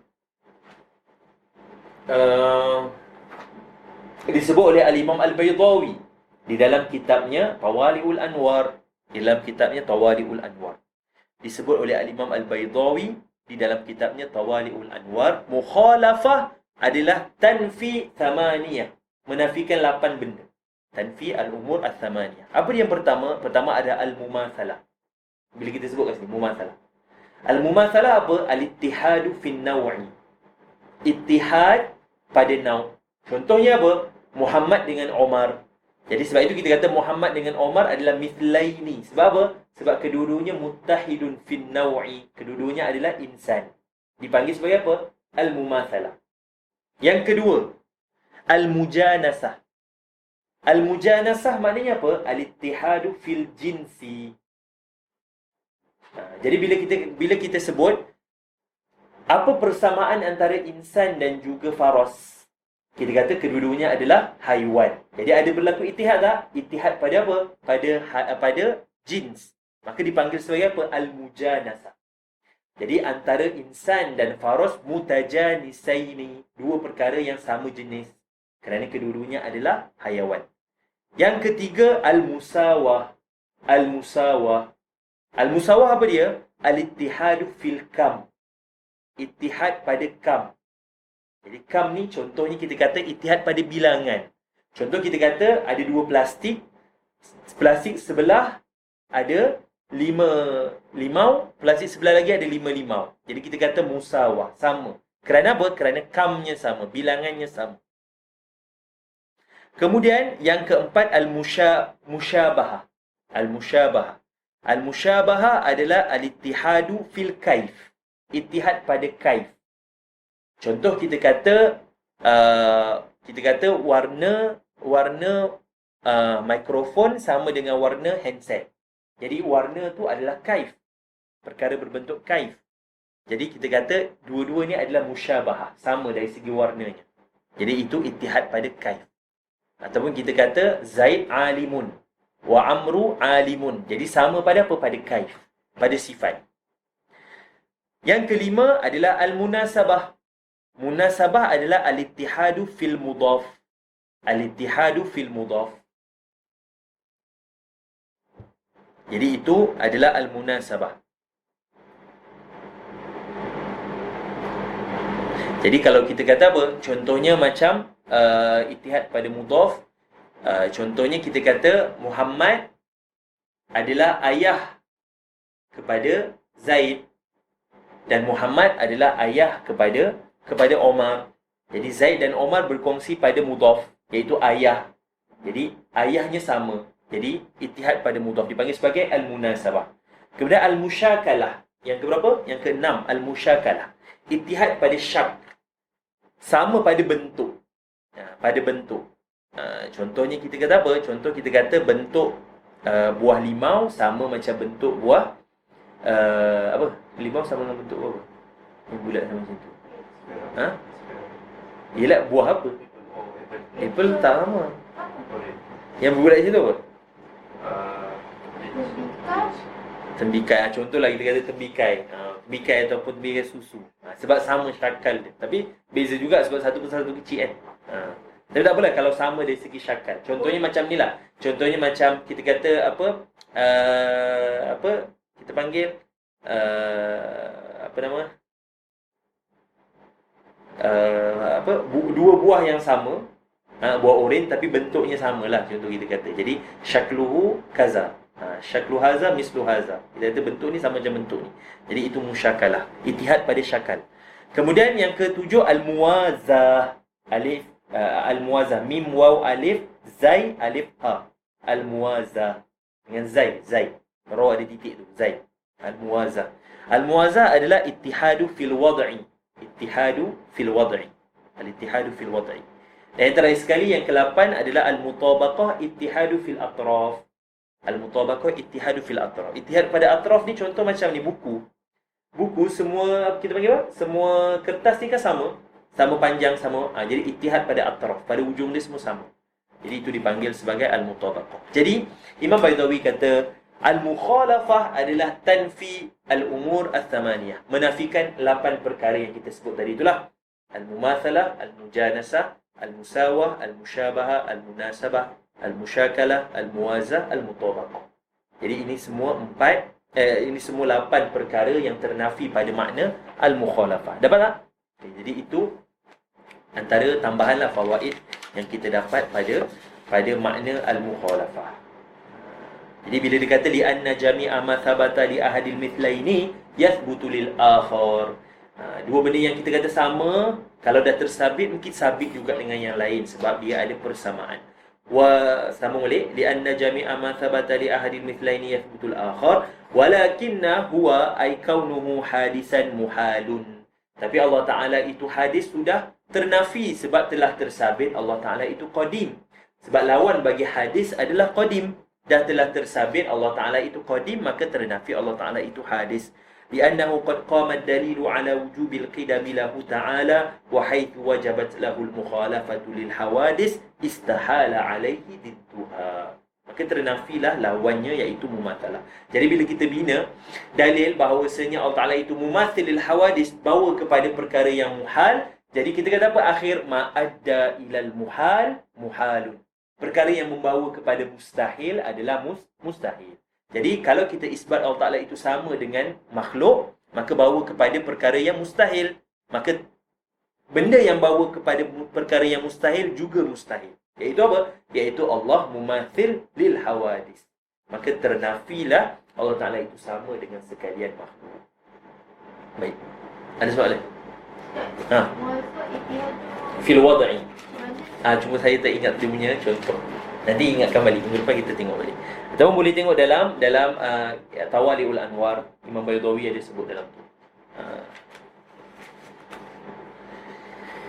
Baik. Masuk kepada suwarul mumathalah. Masuk kepada suwarul al-mumathalah. Baik. Wa suwarul mumathalati 'asharatun. Gambaran-gambaran makna mumathalah itu ada 10 kesemua sekali. Syekh Muhammad Nawawi Bantani Al-Jawi naqalkan daripada Al-Imam Al-Bajuri sendiri di dalam hasyiahnya terhadap kitab Ummul Barahim, karangan Imam Sanusi.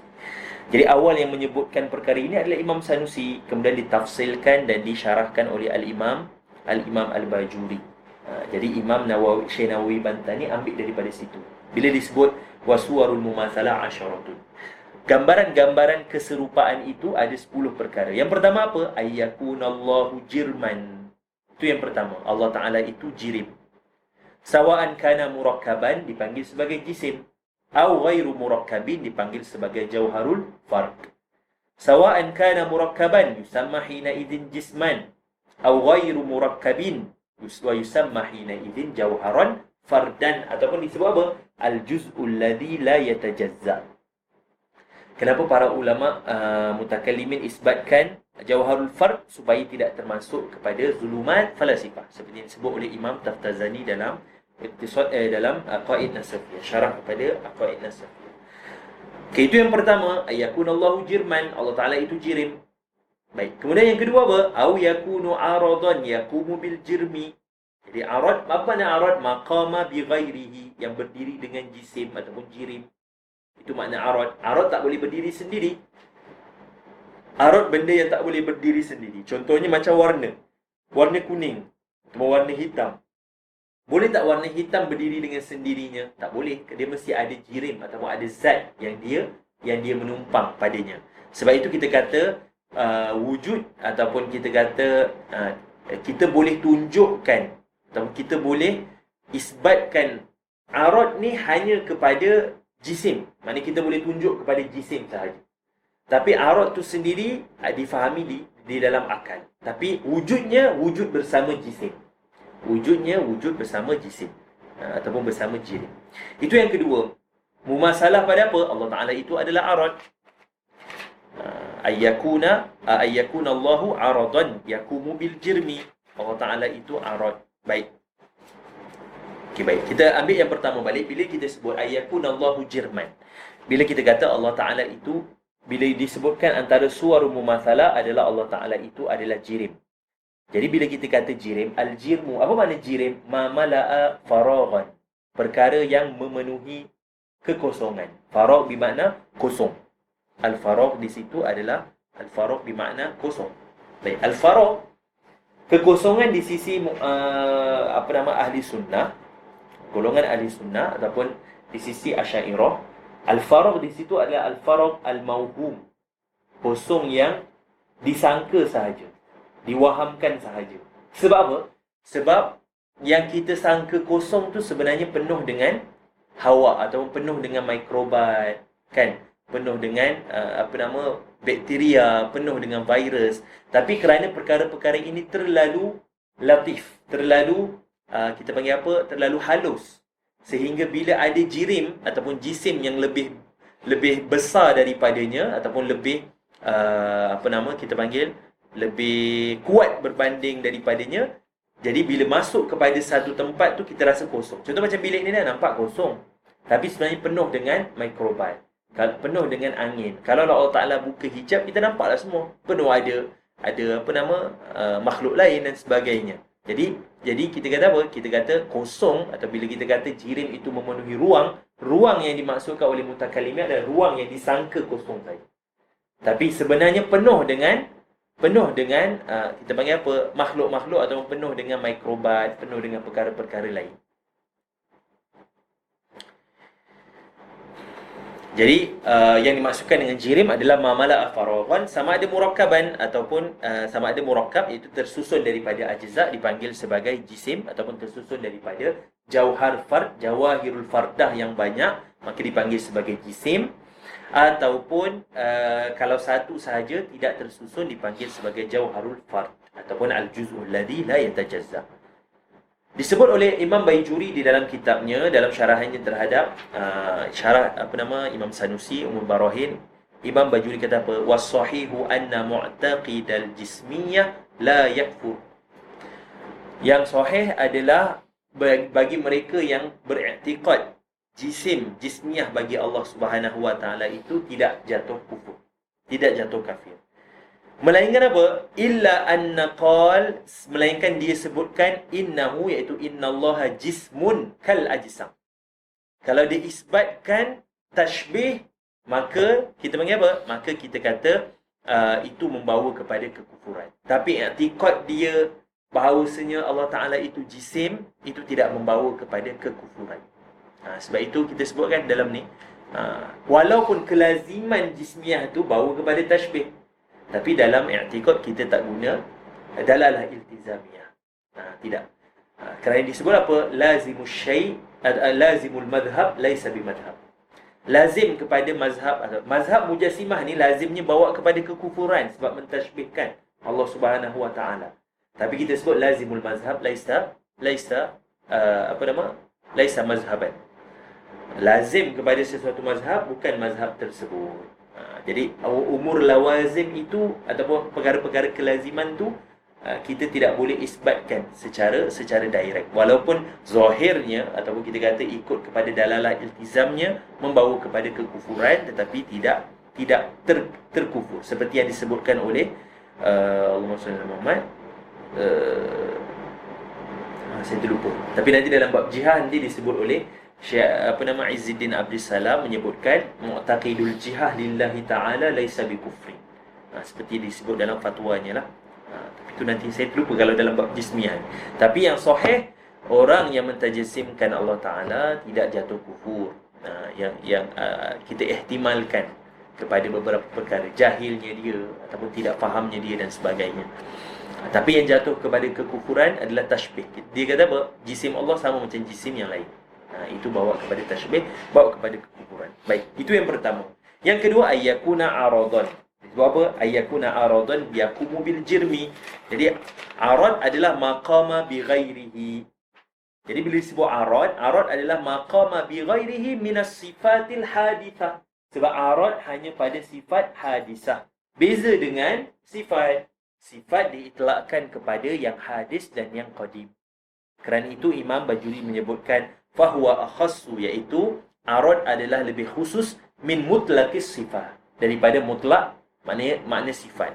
Limfiradiha fi sifatil qadimah. Kerana apa? Kerana sifat boleh jadi berpisah dengan arad pada sifatun qadimah, pada sifat yang qadim. Kerana itu alaqah antara sifat dan arad adalah umum wa khusus mutlak. Semua arad tu sifat, kita boleh kata sifat, tetapi tidak semua sifat adalah arad.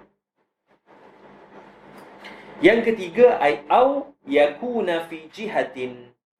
Yakuna fi jihatin lil jirmi. Jadi dekat sini menafikan apa? Menafikan Allah Ta'ala itu adalah jihah. Jihah kepada apa? Kepada jirim yang lain. Sebab nanti dengan yang keempat ada perbezaan. Yang ketiga, bila disebut au yakuna fi jihatin lil jirmi, maknanya apa? Nafyun annallaha jihatun. Allah Ta'ala itu arah. Menafikan Allah Ta'ala itu sendiri adalah arah. Nanti yang keempat, menafikan apa? Aulahu ta'ala jihatun. Menafikan Allah Ta'ala ada arah. Jadi ada beza antara tiga dan keempat. Yang ketiga, ayyakunallahu fi jihatin. Dan yang keempat, ayyakuna lahu jihatun. Yang pertama, menafikan Allah Ta'ala itu jihah. Yang ketiga lah maknanya. Menafikan Allah Ta'ala itu jihah. Dan yang keempat, menafikan adanya jihah bagi Allah Ta'ala. Aw yakuna fi jihatin lil jirmi falaysa fawqal arshi wala tahtahu wala yaminihi wala nahwa dhalika wala nahwu dhalika. Falaysa fawqal arshi wala tahtahu wala yaminahu wala nahwa dhalika min baqiyatil jihah. Jadi jihah ada berapa semua sekali? Jihah ada 6. Anwa'ul jihah sittah. Anwa'ul jihah as-sittatun. Apa? Yamin, kanan, shimal, kiri, amam, depan, khalf, belakang, fawq, atas, dan tahta, bawah. Jadi itu adalah anwa'ul jihad as-sitt. Dan semua perkara yang sama makna dengan salah satu daripada 6 inilah dipanggil sebagai jihad as-sitt. Jadi Allah Ta'ala itu bukan jihah. Falaisa fawqal arsy, Allah Ta'ala bukan di atas arash. Jadi arash adalah tempat dan Allah Ta'ala adalah jihah bagi arash. Jadi kita nafikan perkara tersebut. Kerana mengisbatkan jihah membawa kepada mengisbatkan jirmiyah ataupun jismiyah, yang mana itu ternafi.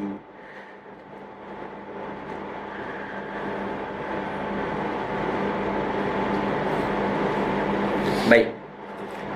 Kemudian aulahu ta'ala jihatun. Okey, jadi dalam perbahasan Allah Taala itu jihah, Imam Bajuri menyebutkan falyahdhar kullal hadri mimma ya'taqiduhu al-'ammah min anna Allah Taala fawqal 'alam. Maka kena hati-hati dengan mereka yang beriktikadkan bahawasanya Allah Taala di atas alam ini. Allah Taala berada di atas alam. Jadi alam adalah tempat dan jihahnya adalah Allah Taala. Jadi kita nafikan perkara tersebut.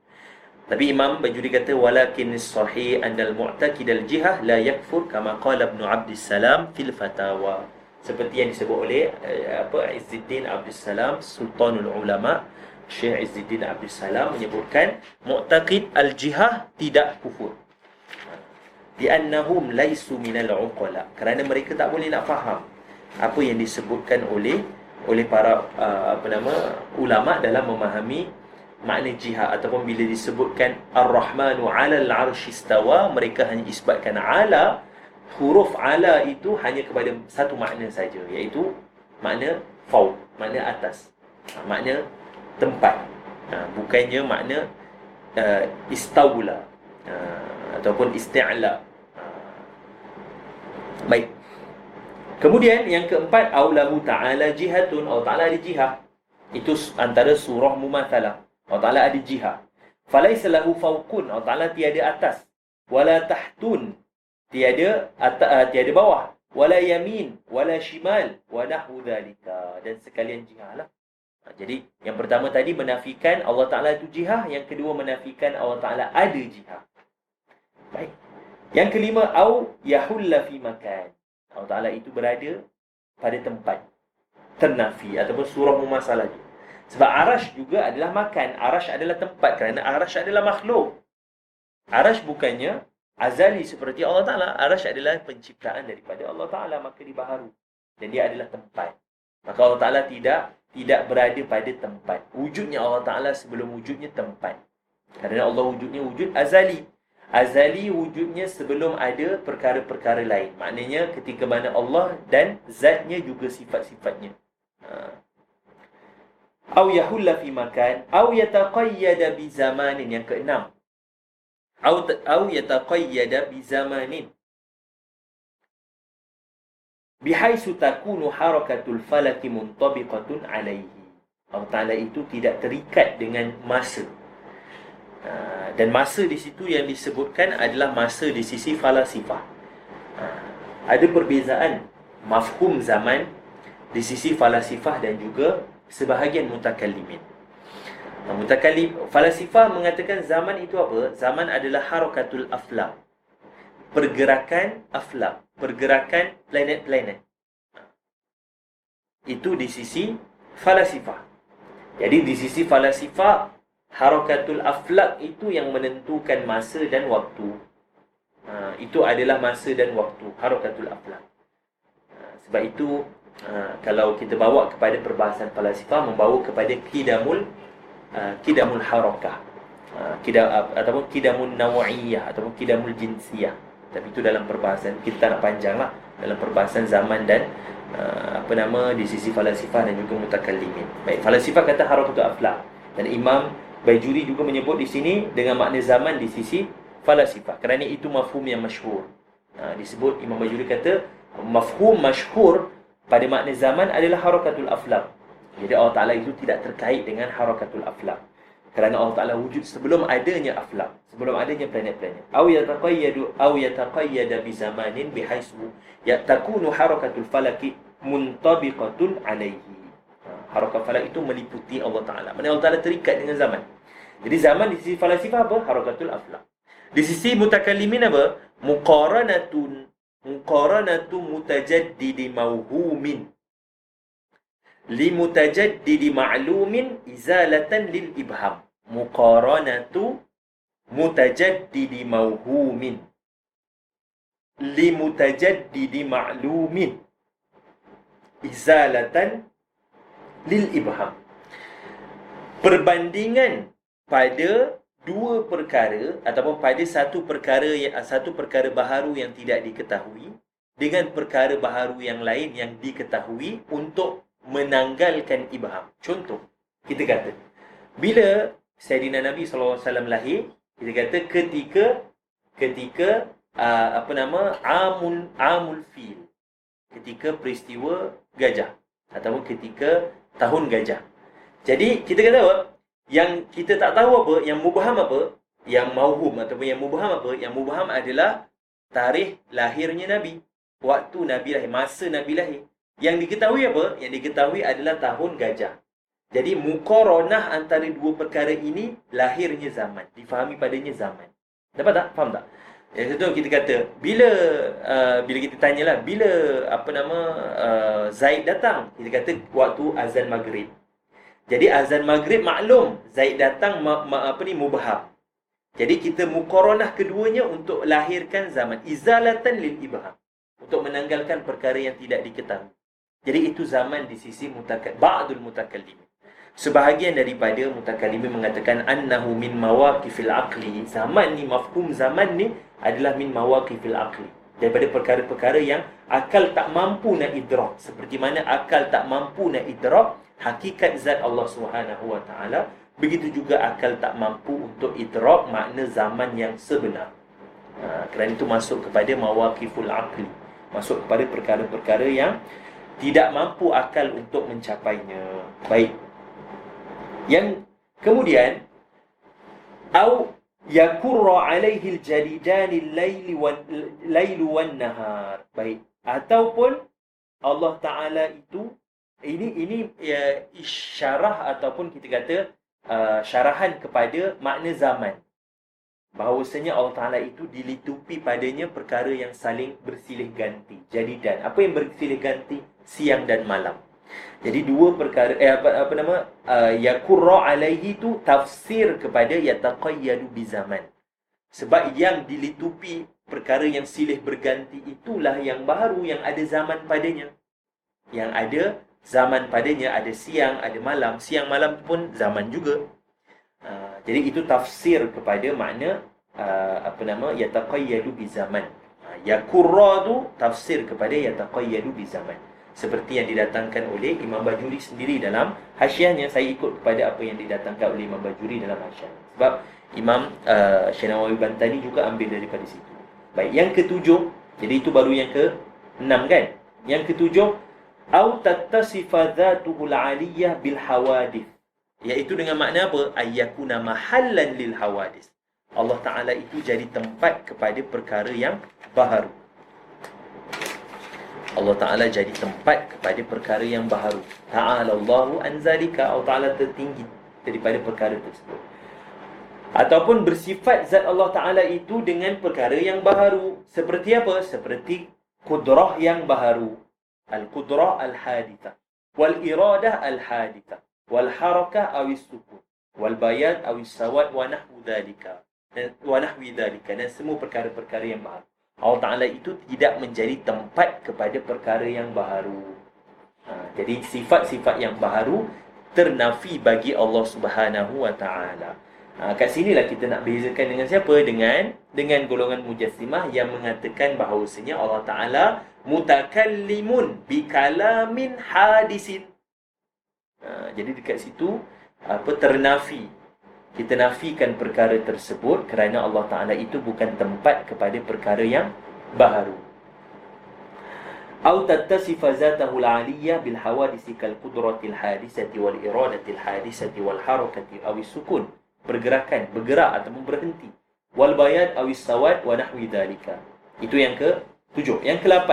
Au tattasifa dhatuhu bis sighar.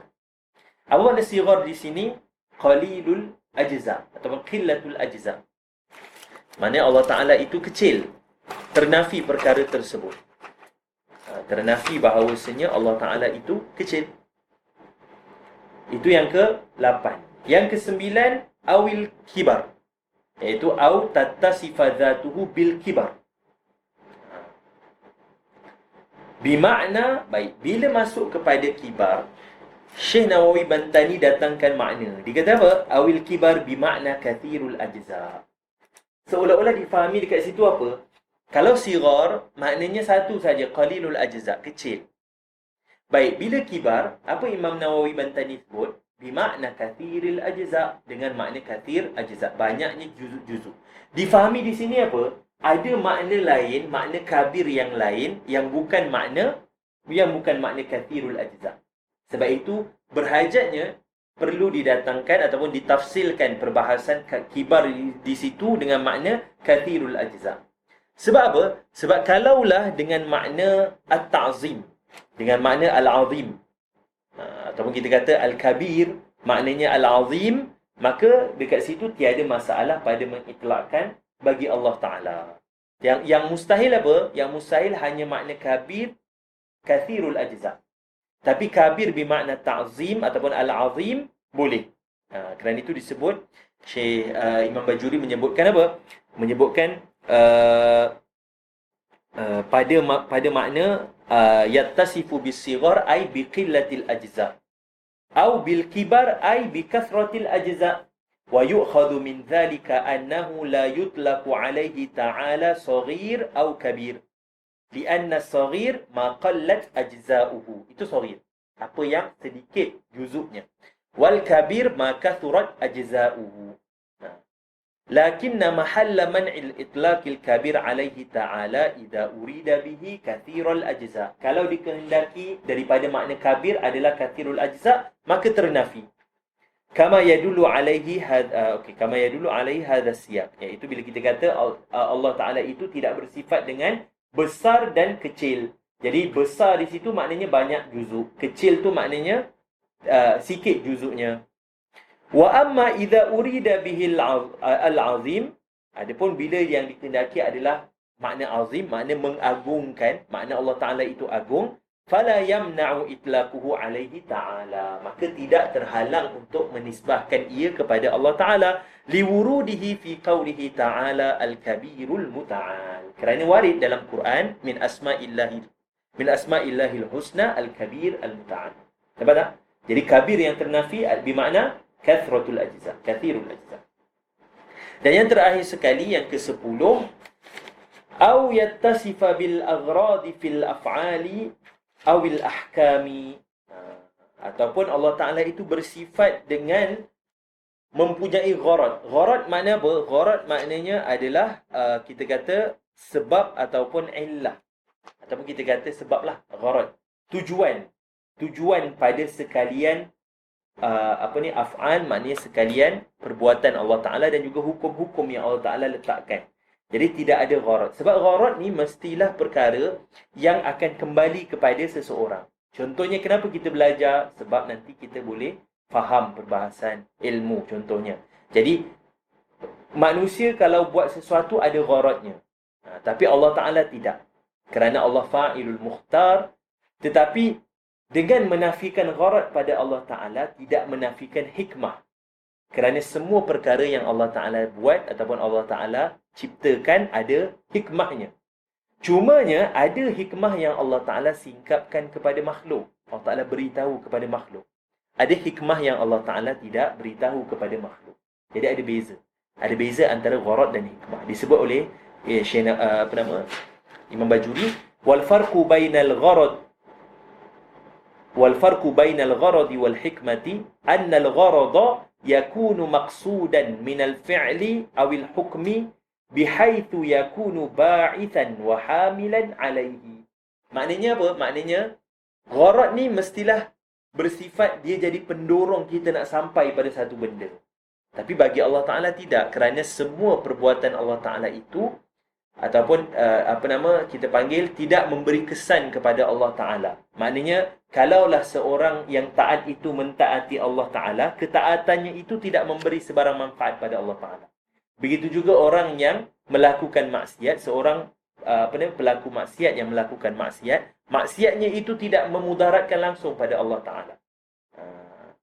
Jadi pada Allah Ta'ala itu, pada melakukan ataupun pada perbuatan dan hukum-hukum yang Allah Ta'ala ciptakan pada kita semua, hukum-hukum syariat, semuanya tidak ada kepentingan pada Allah Ta'ala. Tetapi tidak lari daripada hikmah. Mesti ada hikmah. Cumanya hikmah kadang-kadang Allah Ta'ala singkapkan, kadang-kadang Allah Ta'ala sembunyikan. Tapi semua perkara ada hikmahnya. Semua yang Allah ciptakan ada hikmahnya. Dan itu Imam Ghazali sebutkan apa? Allahumma salli ala Muhammad. Saya terlupa pula. Saya tak ingat. Tapi mafhum dia, segala penciptaan Allah Ta'ala itu penuh dengan ibda'. Penuh dengan ibda' ni kita kata kekreatifan yang hebat, yang luar biasa. Sekalian perkara yang Allah Ta'ala cipta itu punyai kehebatan dan kelebihan yang luar biasa. Cumanya kadang-kadang hikmah itu Allah Ta'ala beritahu, sampaikan kepada makhluk. Ada yang Allah Ta'ala sembunyikan. Dan ada kalanya hikmah tersebut sampai kepada makhluk, bukan kepada semua, kepada sebahagian sahaja. Jadi ada waktu Allah Ta'ala bagi pemahaman kepada sebahagian daripada makhluk, daripada hamba-hambanya, khususnya kepada para awliya. Aw yattasifa bil aghradi fil af'ali aw al ahkami falaysa fi'luhu ka ijadi Zaidin li gharadin min al aghrad. Allah Ta'ala ciptakan Zaid bukan disebabkan apa-apa perkara yang akan kembali balik manfaat ataupun mudarat itu kepada Allah Ta'ala. Tidak. Ai maslahatin. Jadi aghrad kita maksud maslahah. Ada maslahah. Kita ni kalau belajar untuk apa? Untuk nak pandai. Untuk kita tahu. Jadi ada maslahah kita buat satu benda. Ai maslahatin tab'atuhu ala dhalikal fi'il. Fala yunafi, tapi dalam masa yang sama tidak menafikan annahu li hikmatin. Segala ciptaan Allah Ta'ala itu ada hikmahnya. Wa illa kana abatan. Kalau tak akan jadi abas, akan jadi sia-sia. Dan itu mustahil bagi Allah Subhanahu Wa Ta'ala, kerana segala perkara yang Allah Ta'ala ciptakan di atas muka bumi ini penuh dengan hikmah. Cumanya ada yang diketahui, ada yang tidak diketahui. Tetapi tidak abas. Dan tidak ada gharad tertentu, tidak ada tujuan tertentu pada melakukan perbuatan, melakukan pada af'al Allah Ta'ala dan juga pada ahkam yang Allah Ta'ala turunkan kepada sekalian makhluk. Baik. Jadi itu 10 suwarul mumathalah. Baik. Walaysa hukmuhu ka ijabi salati alaina li gharadin minal aghrad. Dan Allah Ta'ala bila hukumkan kepada makhluk wajibnya solat, bukan disebabkan oleh apa tujuan tertentu. Sebab itu kalau Allah Ta'ala kata wajib solat, contoh Zaid solat, solatnya Zaid itu balik manfaat kepada Allah Ta'ala ke? Tak. Kalau Zaid tak solat, balik ke manfaat pun juga tidak. Jadi bukan disebabkan gharad. Walaysa hukmuhu ka ijabi salati alaina li gharadin minal aghradi ay maslahatin tab'atuhu ala dhalikal hukmi kama marra fa kullu min hadhihi as-suwaril 'asharah mustahilun fi haqqihi ta'ala. Semua 10 ini ternafi pada Allah Subhanahu Wa Ta'ala. Mustahil bagi Allah Ta'ala. Kalau ditanya, kenapa perlu mentafsirkan sampai 10 suwarul mumathalah seperti yang disebutkan ini? Kita kata kerana banyaknya kejahilan yang berlaku di dalam ilmu kalam ini.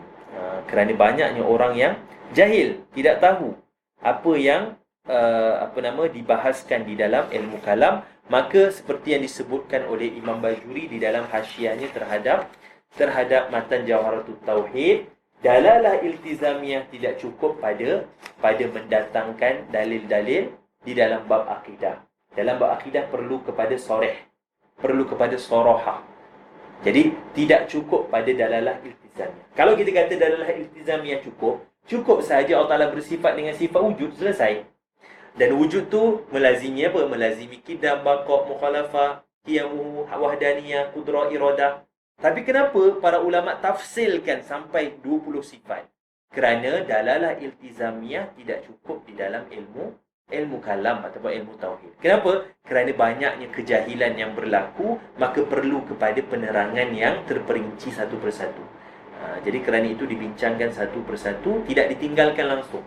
Maknanya kalau macam contoh dalam perbahasan sifatus salbiyah, kenapa tak cukup satu saja? Kita kata kerana kita perlu kepada tafsil.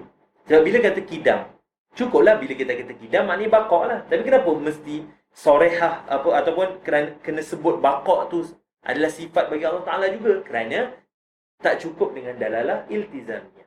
Maka dalam bab akidah perlu kepada dalalah mutabaqiyah ataupun dalalah yang jelas, perlu kepada soreh.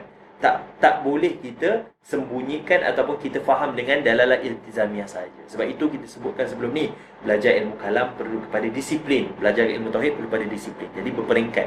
Perlu kepada pemahaman terhadap lughah, terhadap bahasa Arab supaya kita faham apa yang dibincangkan. Kemudian perlu kepada mantik, perlu kepada asas sedikit. Ni siapa yang nak mutakhasis dalam ilmu kalam, perlu kepada perbahasan falsafah ammah sedikit cukup untuk masuk, kemudian barulah boleh tawasuk yang seterusnya. Wallahu taala a'lam wa alam. Kita berhenti pada sifat yang keempat bagi sifatun salbiyah, iaitu al-qiyamu bin nafsi. InsyaAllah kita sambung pada hari esok. Wallahu taala a'lam wa alam. Wa sallallahu ala sayyidina Muhammad wa ala alihi wa sahbihi wa baraka wa sallam.